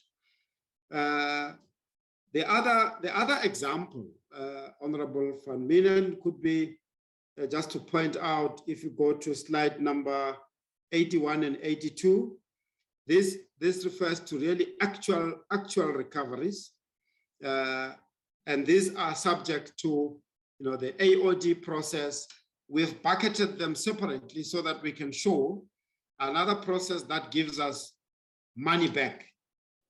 Now, on the orders granted, I think a further exercise which we would need to do, because the orders granted that we are reporting on today, they count up to, I don't think we calculated the grand total there. They count up to about 174.5 million. So these orders granted, I think they're on slide 42. Now, the next exercise would be, as Dr. Wells says now, what is the nature of the order that has been granted? And we are trying to explain it in those slide 43. We are trying to explain it in all of those next steps in terms of what has really been the order. Is the order relating to the contract payment or not? If it relates to contract payment, then the nature of the order could be an interdict, for example, which interdicts the department from further payment, and the main case has to go to the special tribunal to finalize the process whether now the monies are totally not paid out. The example made by my colleague, Dr. Wells, is that in that Eastern Cape FAPCOM matter is that Scootergate, or so-called Scootergate. In fact, when we met with the provincial leadership, they had indicated that the money was not paid out, but we went to the special tribunal to ensure that the contract itself, because there was still a legal risk if we just leave it. We had to make sure that the contract itself is cancelled, and then we are definitely sure from a legal perspective that these monies will not be paid at all. And then the next one, the door-to-door, I think Honorable Van Minen is really correct that from a legal perspective, we need to really ensure that where there has been orders that have been granted, the reasons for rescission of judgment, of course, it's subject to adjudication by the presiding officer, whether the decision has to be rescinded or not, and the parties get to give reasons why, and then the court decides. But of course, we are vigilant in terms of ensuring that those orders do not just be granted willy-nilly. So what we really indicated is that while these matters are really being adjudicated as we indicate,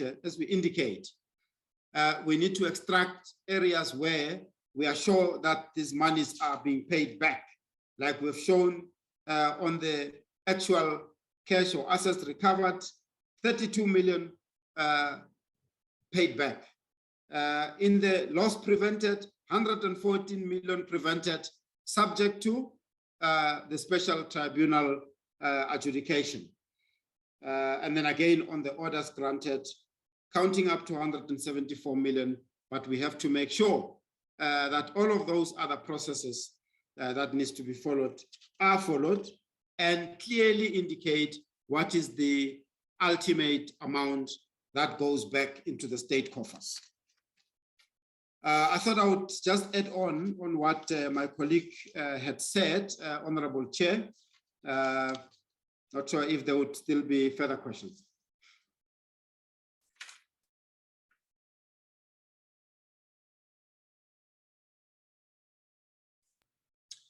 All right, thank you very much, HOU and Dr. Wells. Right, Honorable Van Minen, are you good with that? And then we can go to Honorable Mente. I'm fine, thank you. Stand by. Right, thanks, BVM. Right, Honorable Mente, Honorable Hatebe, stand by.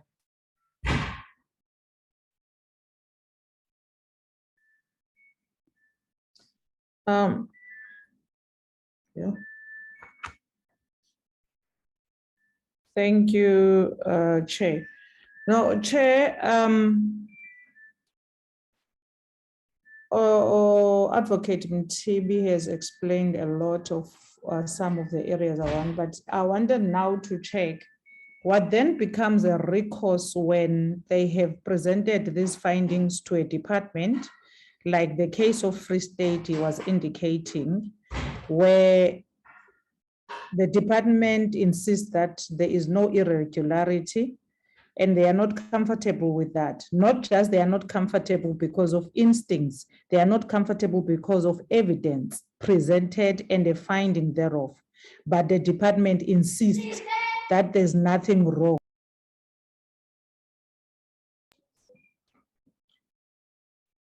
And then on the second one, how do they deal with the matter of the NPA cases that are taking forever to be dealt with? Because right now it looks like the issue of the PPE is not getting the seriousness it deserves. People are not being prosecuted successfully. There is some laissez-faire attitude around it from departments as well as the NPA. I see some cases have remand dates and all of that.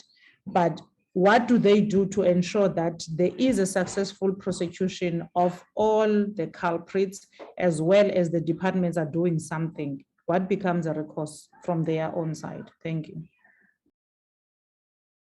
All right, thanks, Honorable Mente. HOU and your team. Mam Dolashe noted. Thank you, Honorable Chair. Thank you, Honorable Mente. In cases where we have referred matters to the state institutions for action to be taken, for example, in that case where we have referred a case and they are saying, having looked at our referral, they are satisfied that the officials acted within their bounds. So we do re-engage with them. But of course, because it's an administrative decision that they take, we reserve the right that we could review that decision. And again, it's going to follow a review process to review the same decision, not to act, so that appropriate action can be taken. That is the immediate process that we follow based on the legal framework. We haven't really seen quite a lot of those pronouncements, but wherever they rear their heads, we look at the rationale, and if we are not satisfied, our legal team would of course engage so that we can take steps to review that administrative action of refusing to act against the officials. On the NPA matters, Honorable Mente, we really do our best, and our best is done within the MOU that we have signed with NPA. In that MOU, there's a requirement that the both teams have to review all the cases that we have referred and review where they are. What is it that the NPA still requires from our side? If there is still further evidence that they require, we'll probably provide it. But what has happened as a practice is that where there's further evidence required, the NPA would refer the matters to the GPCI. But in that regard, we have decided now to bring the GPCI into the MOU so that they also receive this. We copy them on the referrals to the NPA so that by law, we comply with the law and refer to NPA. We copy GPCI because there's an administrative process of opening a docket, a case number and all of that, so that NPA would be satisfied that all of those have been done. And if there's a need for any further evidence that's required, we work closely with the GPCI to make sure that we provide NPA with all what they need. So we then, of course, provide all that and then require NPA apparently to make the decision ultimately. As we have indicated, there's various updates in those matters that we have received, but we'll continue to follow up in the context of the MOU that we have. Thank you. All right, thank you very much. All right, Honorable Hadebe with an H. Thank you, Chair. In welcoming the report, Chair, and the progress made thus far, one is also concerned, Chair. HOU, I was the one who raises issues and concern in relation to the prolonged time it takes to conclude these administrative issues in relation to referrals for blacklisting, Chair. And the report today still paints a very bleak picture. Chair, you have instances of referrals that were referred November 2020. We are in December 2021, a year and a month now. All what you get is that SAPRA has confirmed receipt of referral and they are under consideration. I don't understand, Chair, that to investigate the matter and arrive at the conclusion will take less time than to consider the matter for blacklisting. There has to be a fundamental a stumbling block that we need to be aware of, which made this consideration to take more than a year. It can take less time to investigate and take more time to consider whether or not to blacklist. HOU, what is it that they are considering that we don't know? We're talking a grand total of 274 referrals. 13 months to date, we are still told what we were told in September, in June, that the matters are under consideration. It can't be, Chair. Are these companies still continuing submitting bid proposals? Are they still benefiting from the state? Are they still getting considered as future and new projects are unfolding? Can we get that report? Perhaps that could also assist. Is there no way of ensuring that while you are dealing with this consideration, I know the principle of innocent until proven otherwise, but I think in this case, there has to be a moratorium placed on these companies that they cannot continue getting services from the state until these cases are resolved, Chair. That is my concern. The second aspect, Chair, of my discomfort, it's in relation to slide starting from 66 and 67, referrals for an executive action. When you referred these for executive action, were you meaning that these MECs must be removed? Because as soon as they resign or they are discharged, there is no further consequence or action attached to it. In your view, is it good enough for the MEC to be released from his or her duty without any consequence? I'm raising this based on what you said on your slide 68, holding accounting officers and accounting authorities accountable. I don't think resigning on its own, it's a fair and suitable, adequate punishment compared to the damage caused to the reputation of government, reputation of the department, and the organization, those that were deployed from. So from your recommendation, are you satisfied with the resignation only? Thank you, Chair. Let me submarine for now. Right, thank you very much, Honorable Hadebe. TV, on that submarining note, let's hand over to you. Mam Tolashe, stand by. No, thank you. Thank you, Honorable Chair. Honorable Hadebe, we really share the same concerns around the slow pace at which companies or the process of blacklisting is unfolding, including other processes where we have referred them to the other regulators. For example, referring to SAPRA, referring to the Competition Commission. Honorable Chair, the best we can do in the circumstances. This is almost those areas where, you know, the process is not really end-to-end handled by the SIU. An example of an end-to-end process handled by the SIU is the litigation process, where we handle the matters from beginning to the end.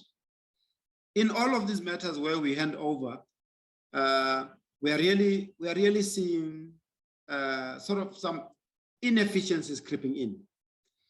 But of course, they've got the authority to deal with these matters.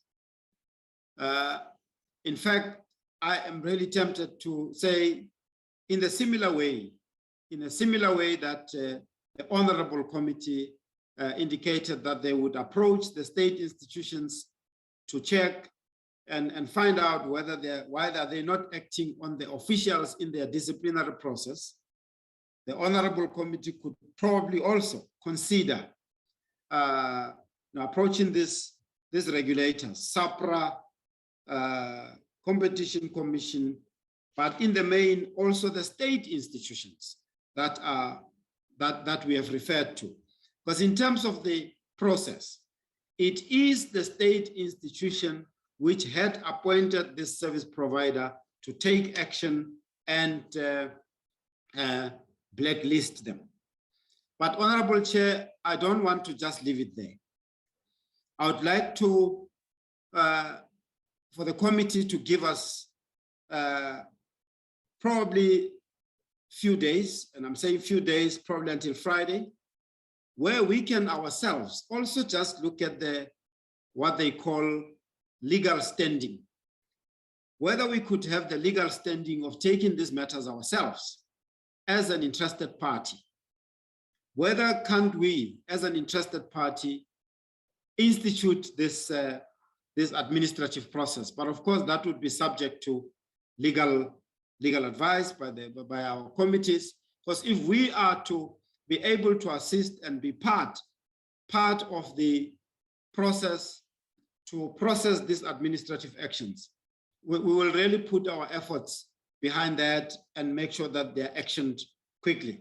That is an option which we can consider, whether we would have what's called the locus standi, legal standing to institute these administrative actions ourselves, rather than referring, or we could do it together with the state institutions. That is the option that we can consider and report back to the committee. In terms of doing a check whether these companies are doing further business with the state, that we can check and report back to the committee. We'll obviously have to go through the database and check with the National Treasury and then report back to the honorable members.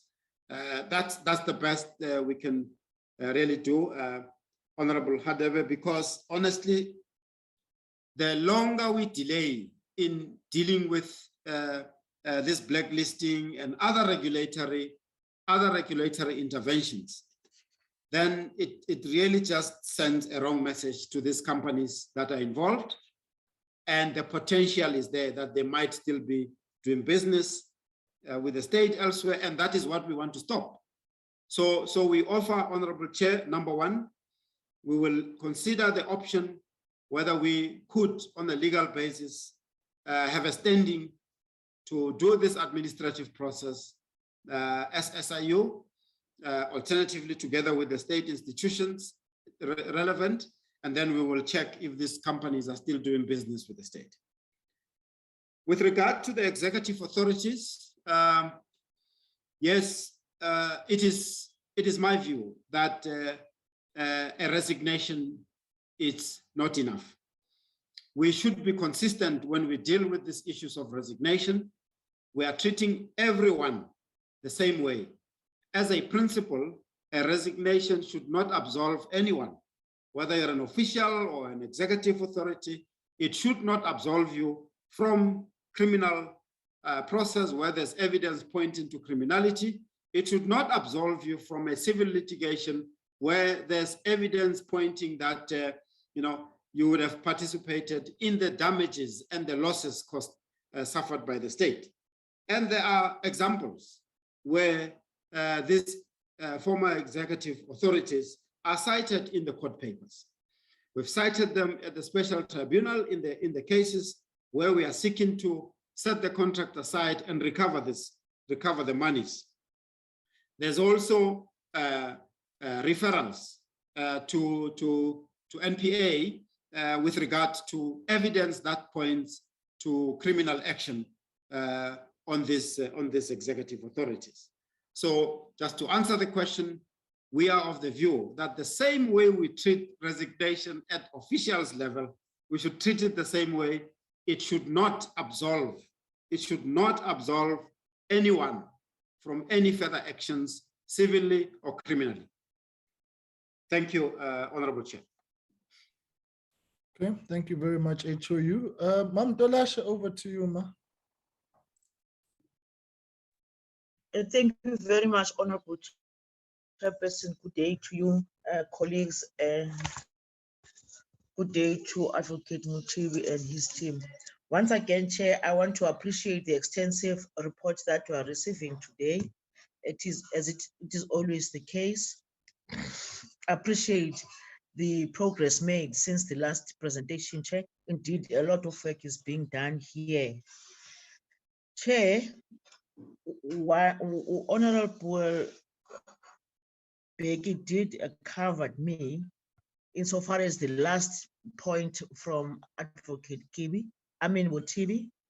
Mine would be to say where that has happened, where a person has just resigned and nothing has taken place thereafter, let then the scoper come in to get more information for whoever is responsible to say, why is that did not happen? Why did you allow that to happen for a person to be allowed to resign and no other action was taken place, especially when there is evidence that that person was involved in corruption in one way or the other. Two, Chair, I'm happy that the team does not report any legal stumbling blocks, so they can still carry on with their work. But I'm worried with the NPA their moves are very slow, as other members are saying. How I wish, Chair, we can also get the NPA for them just to come and take us through on this work of the PPE in particular, and so that we can get to hear from them what are their frustrations. If there are any legal frustrations, we can then come in to assist. Anything else that might be a problem, we must be informed so that we can be of assistance in as far as that is concerned.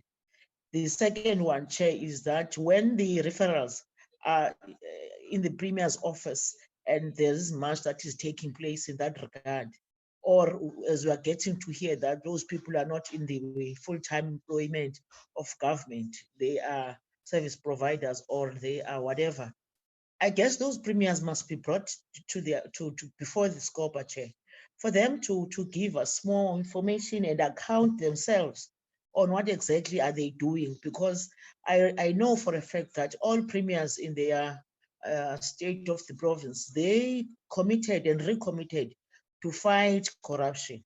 So it cannot be them that will allow the corruption to take place under their watch.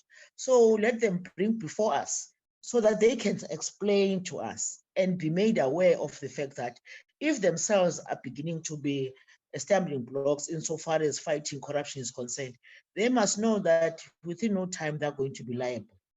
I heard this from the Eastern Cape as well as Free State, where in some cases in Free State, Advocate Motibi is reporting that the disciplinary process is still being considered. How long must that take place? My fear is here, Chair, if you take forever, I mean, legally speaking, you might not be able to implement it, given the timelines that are legally put black and white insofar as disciplinary processes are concerned. So I really would want to emphasize the fact that when the team reports to us, like it is the case today, that there are frustrations done by the people who are political heads or officials, let those people be brought before us so that we assist the SIU in doing their work. They are doing a lot, but there are some things that we need to come and assist, Chair, so that we can really be able to say in a year's time, we are able to report to say this is how far we have managed to go in fighting corruption, especially in the level of the PPE. The society is beginning to be worried with the pace, Chair. So hence I am saying we need to bring everybody before us. I know we might not be able to do it this year, but you can do it the early, we do it in the following year, the better. All the institutions that are like SAPRA in checking whether people must be blackmailed or so, I am not sure on the excuse that they are putting. I think like Advocate Motivi is suggesting, let them come before us with Treasury. Let them explain to us why is that the case? What frustrations do they have? How are they going to resolve those? Because we know we are South Africans, Chair. We know that those companies are still involved in business with the same government that they are alleged to have defrauded. These is all done by human beings, Chair. So there's no machine that is involved here. So if somebody is not doing his or her job, let's get to hear that as SCOPA and be able to talk with the concerned person, and he or she must give us why is she sitting or occupying the position that they are occupying if they are unable to do their work. It cannot take more than a year, Chair, to come to a conclusion. I hear what Advocate Matibi is saying, if it was in their hands, and in this case, it's not. We as SCOPA, we've got every power to call before us anybody who is seen to be involved or not doing anything insofar as corruption is concerned. And lastly, Chair, in the case of this blackmail, where are other institutions that are alleged to be fighting corruption? Because this is where majority of corruption is taking place. It is there where huge companies are taking advantage of the systems that don't exist in our government and really do as they wish. If the SIU has been able to pick that up, but we're still unable to blackmail them, it means all that is being done by SIU and anybody else ufana nongenzanga nto, Chair, because what else are you going to do if those people are allowed to get in business with government, even though there's this that it has been picked up that they might be involved in corruption. So I want to put what Advocate Mutembi is saying as a recommendation to the committee, so that we can consider all that and bring it to us and bring those people before us so that they can tell us why is this the case and how are they going to turn things around and be given timelines. I don't think, Chair, we should waste time by asking the SIU. They've done their part. Other government entities must play the ball, and in this case, we see and recognize that not everybody is doing so. So let them be brought before us so that we can get the total picture. Uba ngubani kahle kahle lo stumbling block in making sure that we eradicate corruption in South Africa, especially when it comes to COVID-19 and EPP saga, Chair. I think the society is yearning to get a response that there are people who are putting their orange overalls now for the reason that they are involved in corruption. So that will be my humble request, Chair, and really congratulate the SIU on the work that they always do and the report that they always bring into our attention. Thank you very much, Chair. Tulashe, thank you very much. I just wanna, if I can just build on that, just one aspect, and then I'll come in with my questions shortly.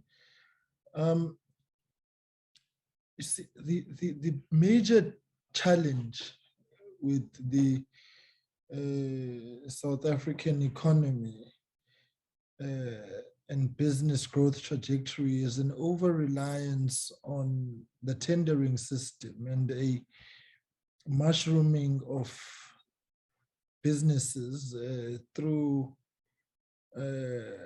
just like a popcorn kind of thing that willy-nilly overnight a business is registered and somewhat can begin to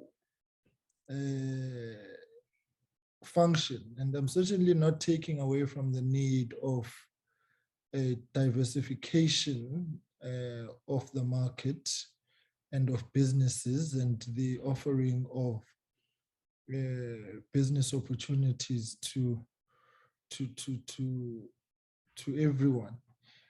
Why I raised this is precisely along the lines of what Mam Tulashe is saying, that businesses are run by people, and blacklisting Kulego's one company and not blacklisting the other 5, I therefore still remain within the system.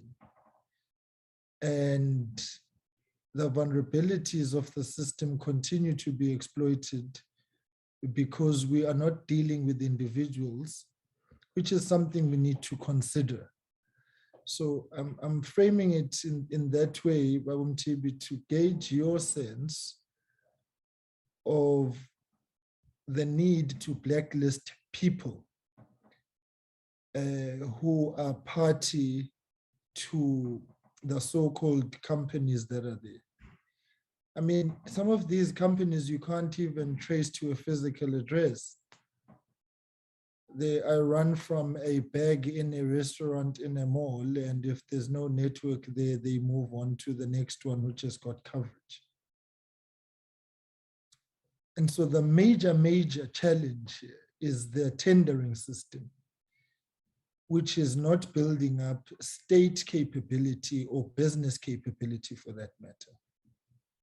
It's a quick money-making scheme, which has got poor, if next to zero, checks and balances, and does not ensure business and economic and developmental continuity and sustainability and viability. It's a major problem. Because seated here now, I can register a business, and I'll be done by this afternoon, and I'll be tendering tomorrow.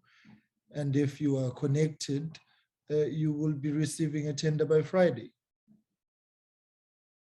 So the credibility and integrity of businesses has not been checked, the legitimacy, to the extent to which that necessary knowledge, skills, and expertise are first sidelined by political connections, expediency, and proximity, and derailing the developmental agenda. It's a huge risk and is widespread, and creating an unnecessary presence of middlemen and cost escalations and inflations, where ordinarily where a mask should cost us 10 Rand as a state, we may have found instances where it costs you 50 Rand because we are beneficiating incorrectly. We are not going to grow the economy by just throwing money at so-called businesses like it's falling from trees. And so that's the dilemma, Advocate Mtibi, I'm really placing at the table, because I think it requires a fundamental assessment of the business integrity at play currently, and whether, and this I would imagine is something you must consider in your final report, and whether the tendering system in its current structure is not an aider and abetter of the things that we are currently seeing right now. It's a fundamental challenge, really. And so I'm really saying maybe we need to blacklist people to push back on the frontiers of the willy-nilly capability to be blacklisted today with Company X and resurface tomorrow, mushroom tomorrow, popcorn tomorrow with a new business registration, and then it continues as business as usual, as if I have not been party to a business that has been to the detriment of the state's developmental agenda and has been at the center of corruption.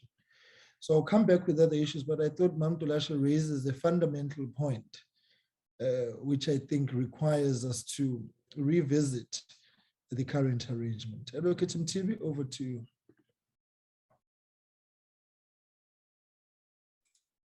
No, thank you very much, Chair. I think as the Chair acknowledges, Honorable Tolashe, we appreciate the kind words of encouragement, and we'll continue on that trajectory of doing our work without fear, favor, or prejudice, and hold those who are responsible to account, including following up on those where we have now handed over the evidence, because we are an interested party. The state has spent resources, state in the form of SIU. When we investigate, Honorable Chair and Honorable members, we do incur resources. We spend, there's money spent, and that is why we have previously reported on what it costs to investigate. And that is why when we engage with our colleagues, where there is no need or where there's a need for further investigation, it would be preferable, or in fact ideal, to refer it back to SIU so that we can address those evidence issues and send it back for decision. But the issue raised about the tendering system, we are in the final report, Honorable Chair and Honorable members, we will of course make that comment in the context of the public procurement bill that is now underway. That's been considered, but of course specifically, as you call on us to do, Chair, to just really raise squarely around the issue of the tender system, based on the experience that we are gathering, not only in the PPE investigations, across all other investigations that we investigate, we really come across a whole number of irregularities and corrupt activities around the procurement system. And as we have said before, almost about 95% or so of our investigations across SIU are focused on investigating procurement process, irregular procurement processes. And the focus of all of these corrupt individuals and entities is focused on the procurement system for obvious reasons, because that's where the fiscus is. That's where the purse and the money is. Now, we will pronounce ourselves around that. There's quite a serious measure of rethink and review of that system that is required, so that appropriate measures are put in place to avoid all of this going forward.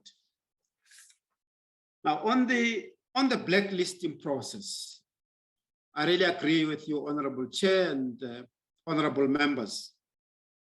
And Honorable Dolashe makes a comment around holding these ones that are responsible for ensuring that the process of blacklisting happens to account.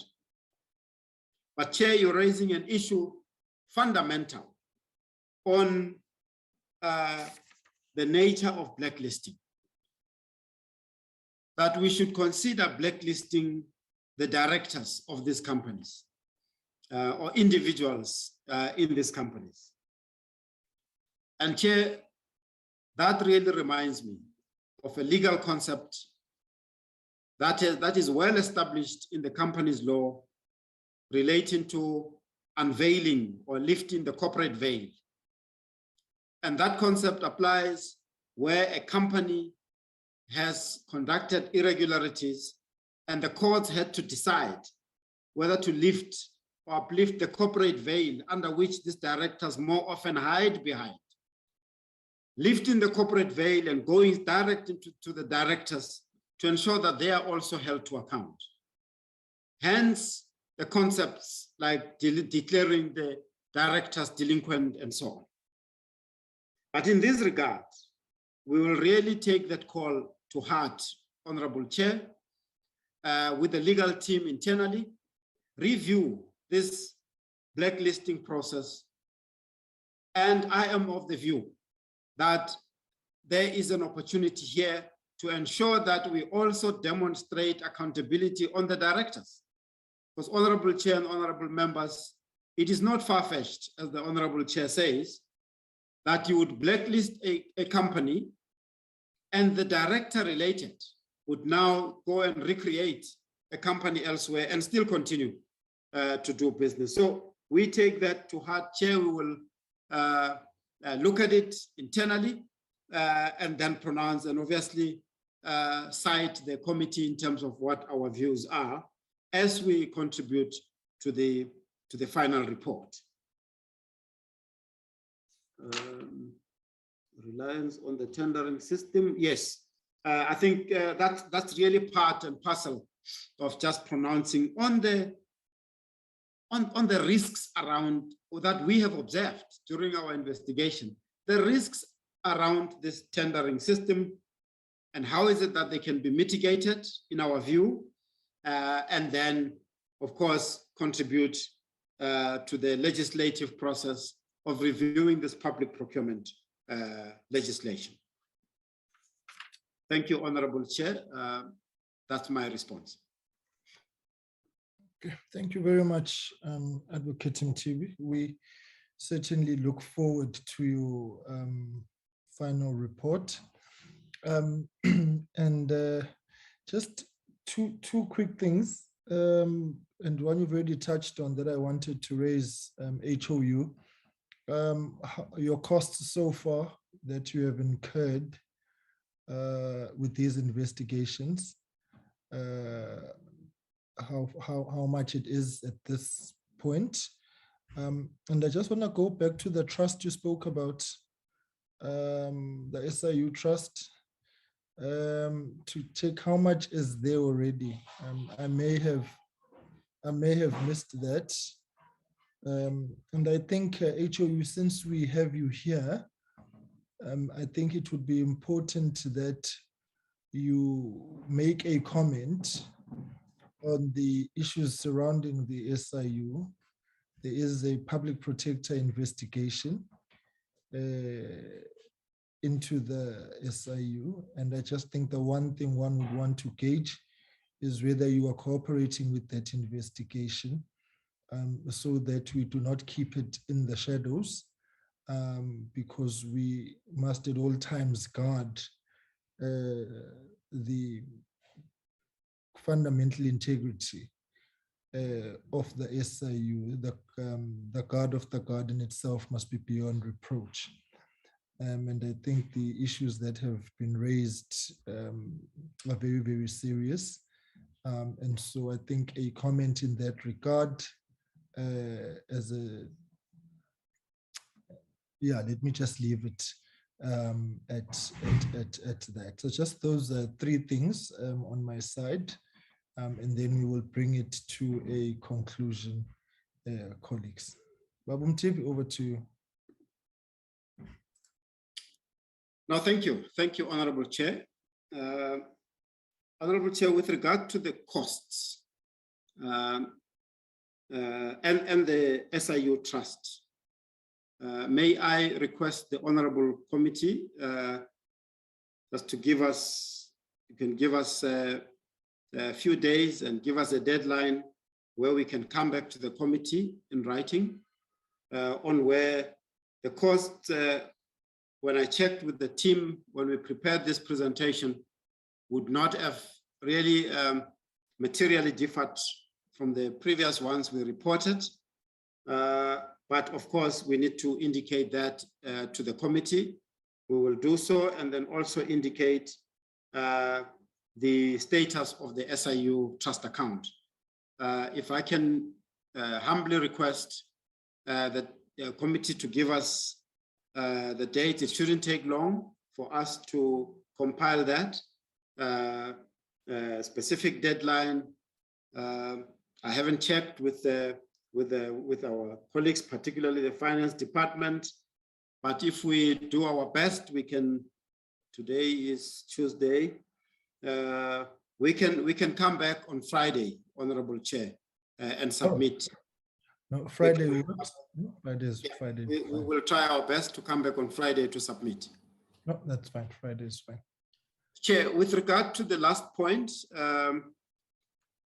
yes, there is an investigation that the public protector is conducting, and that investigation is based in the main on a letter that was written by a former SIU employee. That letter was written around August of this year.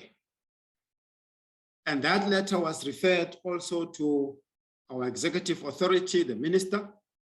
I think it was also referred to the president. As we speak, our minister has had the opportunity to also investigate that. And the minister has given us a feedback of the outcome of the investigation.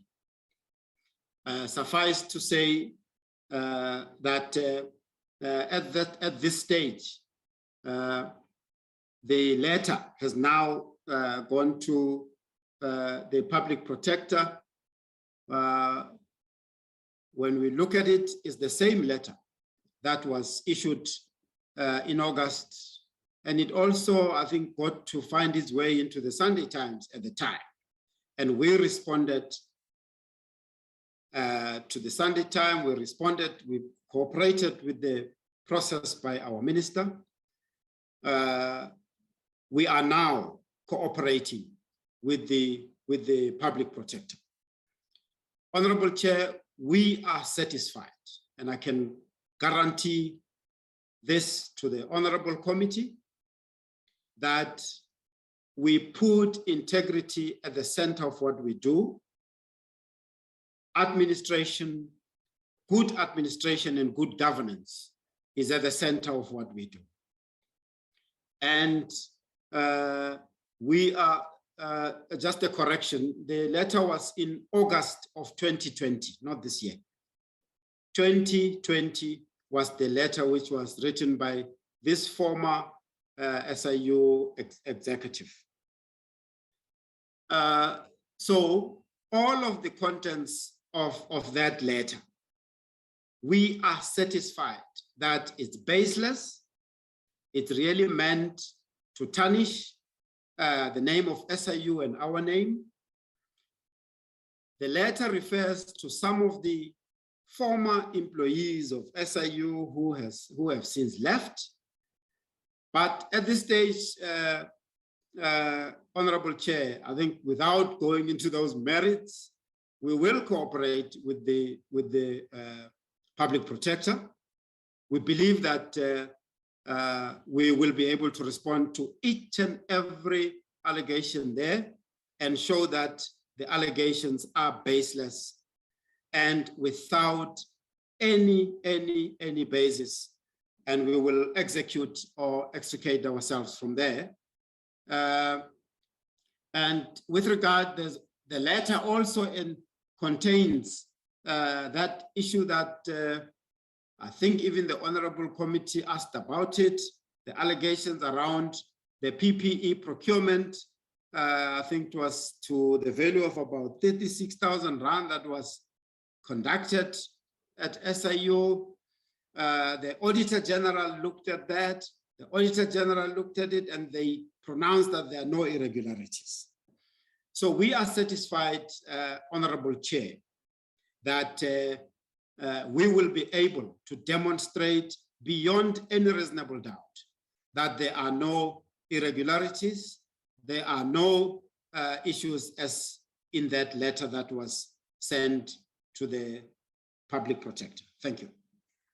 All right, thank you very much, HOU. All right, we'll await the outcome of that. Final point. When we last met, when we were dealing with the UIF related matters with the Department of Employment and Labor, we had asked you that you meet within 10 days. Is that meeting been held? Well, within 10 days then, has that meeting been held or has a date been set on that one? But thank you, Honorable Chair. We reached out to the UIF, in particular the acting commissioner. The meeting has been held. It was held last week, Friday. All right. My colleague, Mr. Lekgetho, can, I think it's appropriate that he adds on. And in fact, what transpired in that meeting is that the acting commissioner, I can't recall the name now, but is the one who was making public statements to the committee that SIU had not investigated those 6,000 employees. He has in that meeting, I'm informed, and Mr. Lekgetho can come in, he has apologized, and we have demonstrated to him that SIU has investigated those matters. So I was, of course, and thank you for raising it, Honorable Chair. I was quite cautious in raising it in the context that we are here today for PPE. But I'm really happy. I'm really happy that the Chair has raised it. We are able to put it out. But Chair, the meeting has happened, and we have demonstrated to them that we investigated.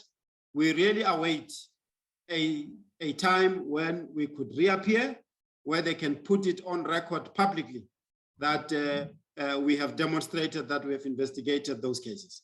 Thank you. It's fine. I think what is outstanding then, since the meeting has set, was the report that we wanted from that. We note the comments that have been made by yourselves. So we'll await that briefing report, which we had asked should follow once the meeting had set.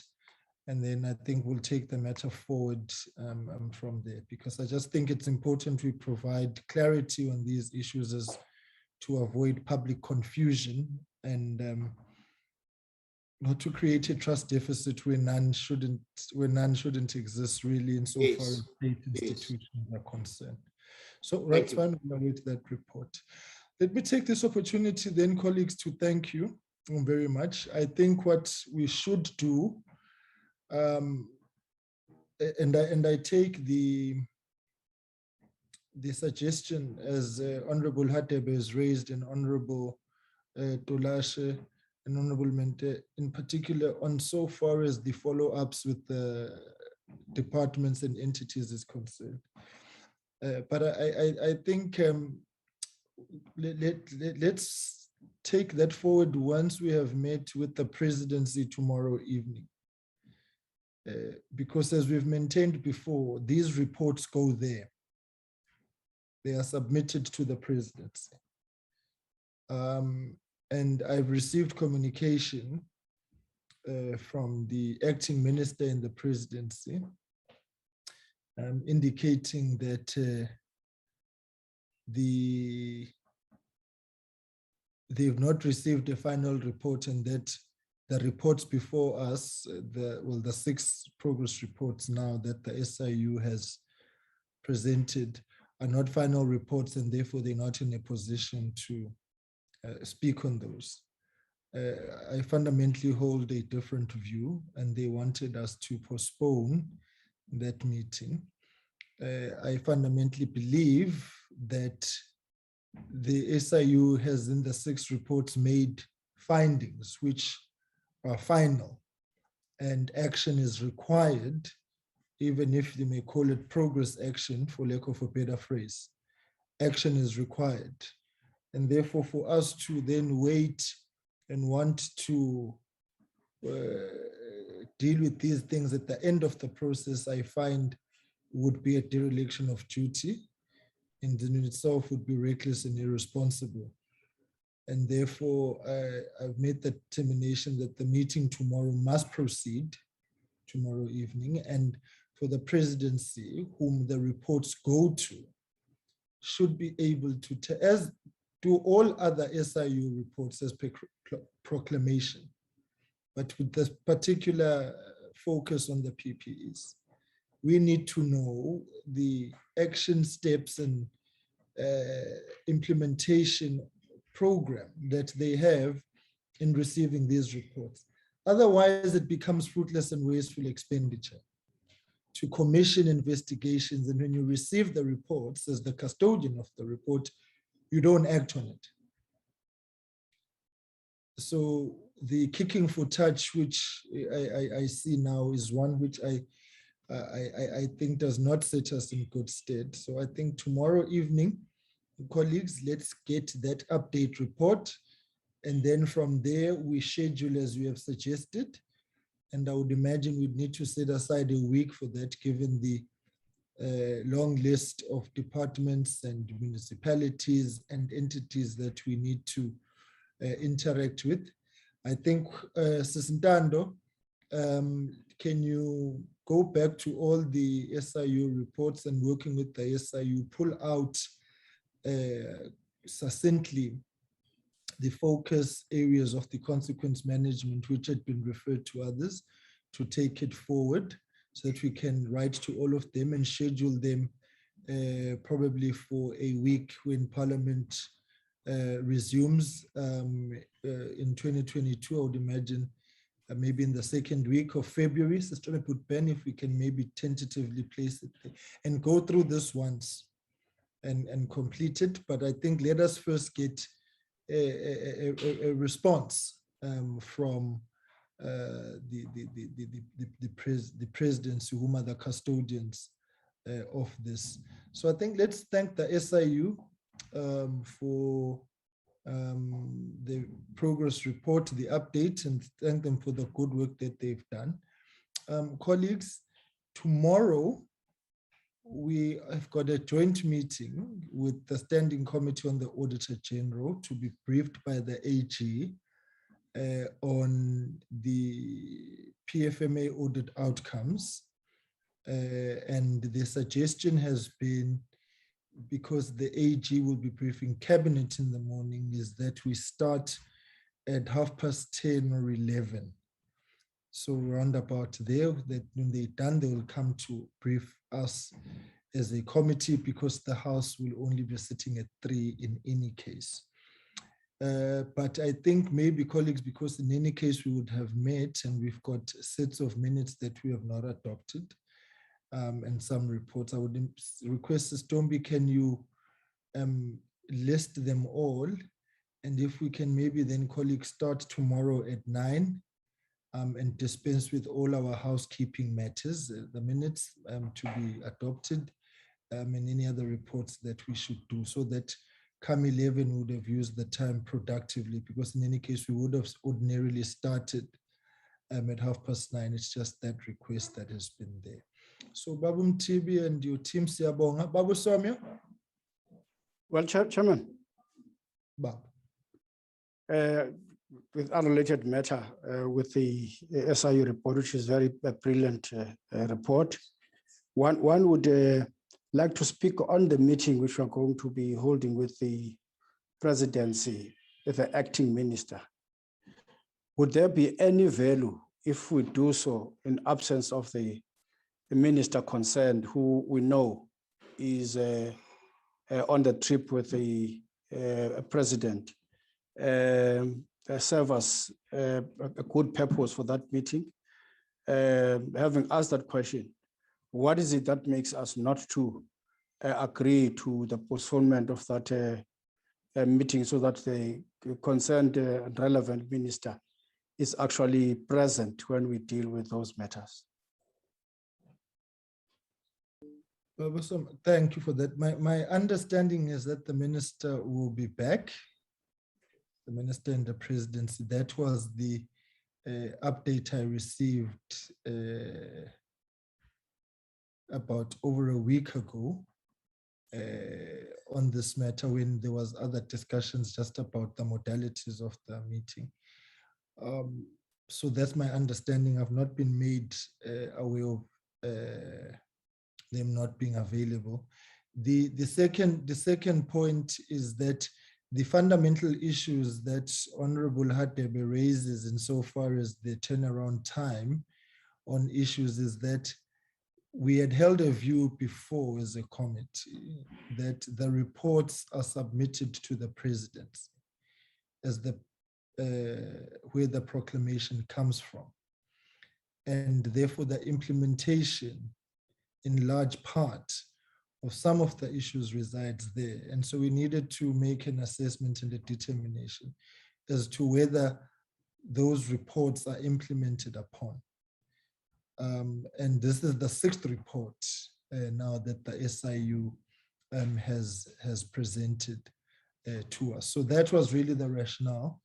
But of course, the committee is well within its rights to make a determination if we want to postpone and have it when the final report comes out. That would also be in order, but the consideration was this is the 6th report now that would have reached the presidency. And Honorable Hadebe, I think, raises the issue quite sharply. Some of these matters are 13 months old. Some of these matters have been acted upon. Executive action, minister has resigned, and so on and so forth. So that's where it was, Babu Sombi. No, I don't have an issue, Chair, with your latter part. The issue for me is that the ministry concerned, the minister relevant, should be part of those deliberations. And if we are in the keeping of value of our own meetings in that way, we need to assure and be confident that indeed the minister is going to be present tomorrow. If he's present, I don't have a problem, because indeed there must be value on our approaches to various areas of our own work. Thank you very much. Okay, thank you, Babson. Mam Dolash. Thank you very much. Can I come with the proposal that suggests that if the minister is going to be available on that condition, let's proceed. So that we both address your anxiety as well as the slight problems that Honorable Somyo is raising. If the minister is available, let's proceed. If the minister is not going to be available, let's then wait for that time. However, taking into cognizance what you said earlier on, Chair, but also for me to stem the authority of the PC, of the Portfolio Committee, we've been, President has been duck and diving in allowing us to meet with them. And surely that is not so correct, Chair. So it need to be resolved. In fact, it needs to be raised with them. So I will put this proposal, Chair, so that we are able to move forward. Thank you very much. All right, now Honorable Hadebe, then there's a proposal. Honorable Hadebe, thanks, Mam Dolashe, thanks, Babsom. Thanks, Chair. I wanted to say, if possible, after the end of this meeting, you could ascertain whether or not the minister will be present, so that when we sleep, we are fully aware of whether or not the meeting will continue, and we prepare accordingly. But indeed, the meeting is needed as soon as yesterday. All right, no, thank you very much, colleagues. Mam Dolashe, thank you for that guidance. Like I said, I have not been made aware that the minister will not be available, but we will contact Sestombi Putben.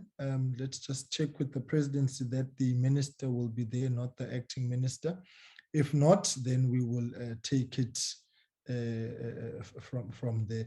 And I agree, Mam Dolashe, the issue is that we've really been having problems with tying down the presidency to these meetings on these matters. And it just doesn't inspire the kind of confidence that is required. There's also the matter of the acting DG of Public Works and Infrastructure, which is being handled at that level as well. So as colleagues recall, but I take the guidance and thank you, Babu Somyo, Mam Dolashe and Botbegi for that. We will communicate accordingly on that matter. Colleagues, let us not keep you. There is a hectic day today and an important debate in the House on Section 25 at 2 o'clock, which requires all of us to be there, and it's now 20 to 1. I'm sure that we all need to prepare ourselves for that. The wheels of democracy keep moving. And so I think let us bring it to an end accordingly on that one. Babu Umtibi and to the provincial heads, AG and National Treasury as always. Sabonga cool colleagues, thank you very much, and we'll meet tomorrow. Uput Ben and Sestombi will communicate on those issues, and Babu Somyo, we will be in your committee's hands tomorrow when we meet with the AG. Colleagues, thank you very much. Have a wonderful day further. Take care and God bless. Long live the chair. I can't. Position. Yes. Thanks, colleagues. Thanks, Chair.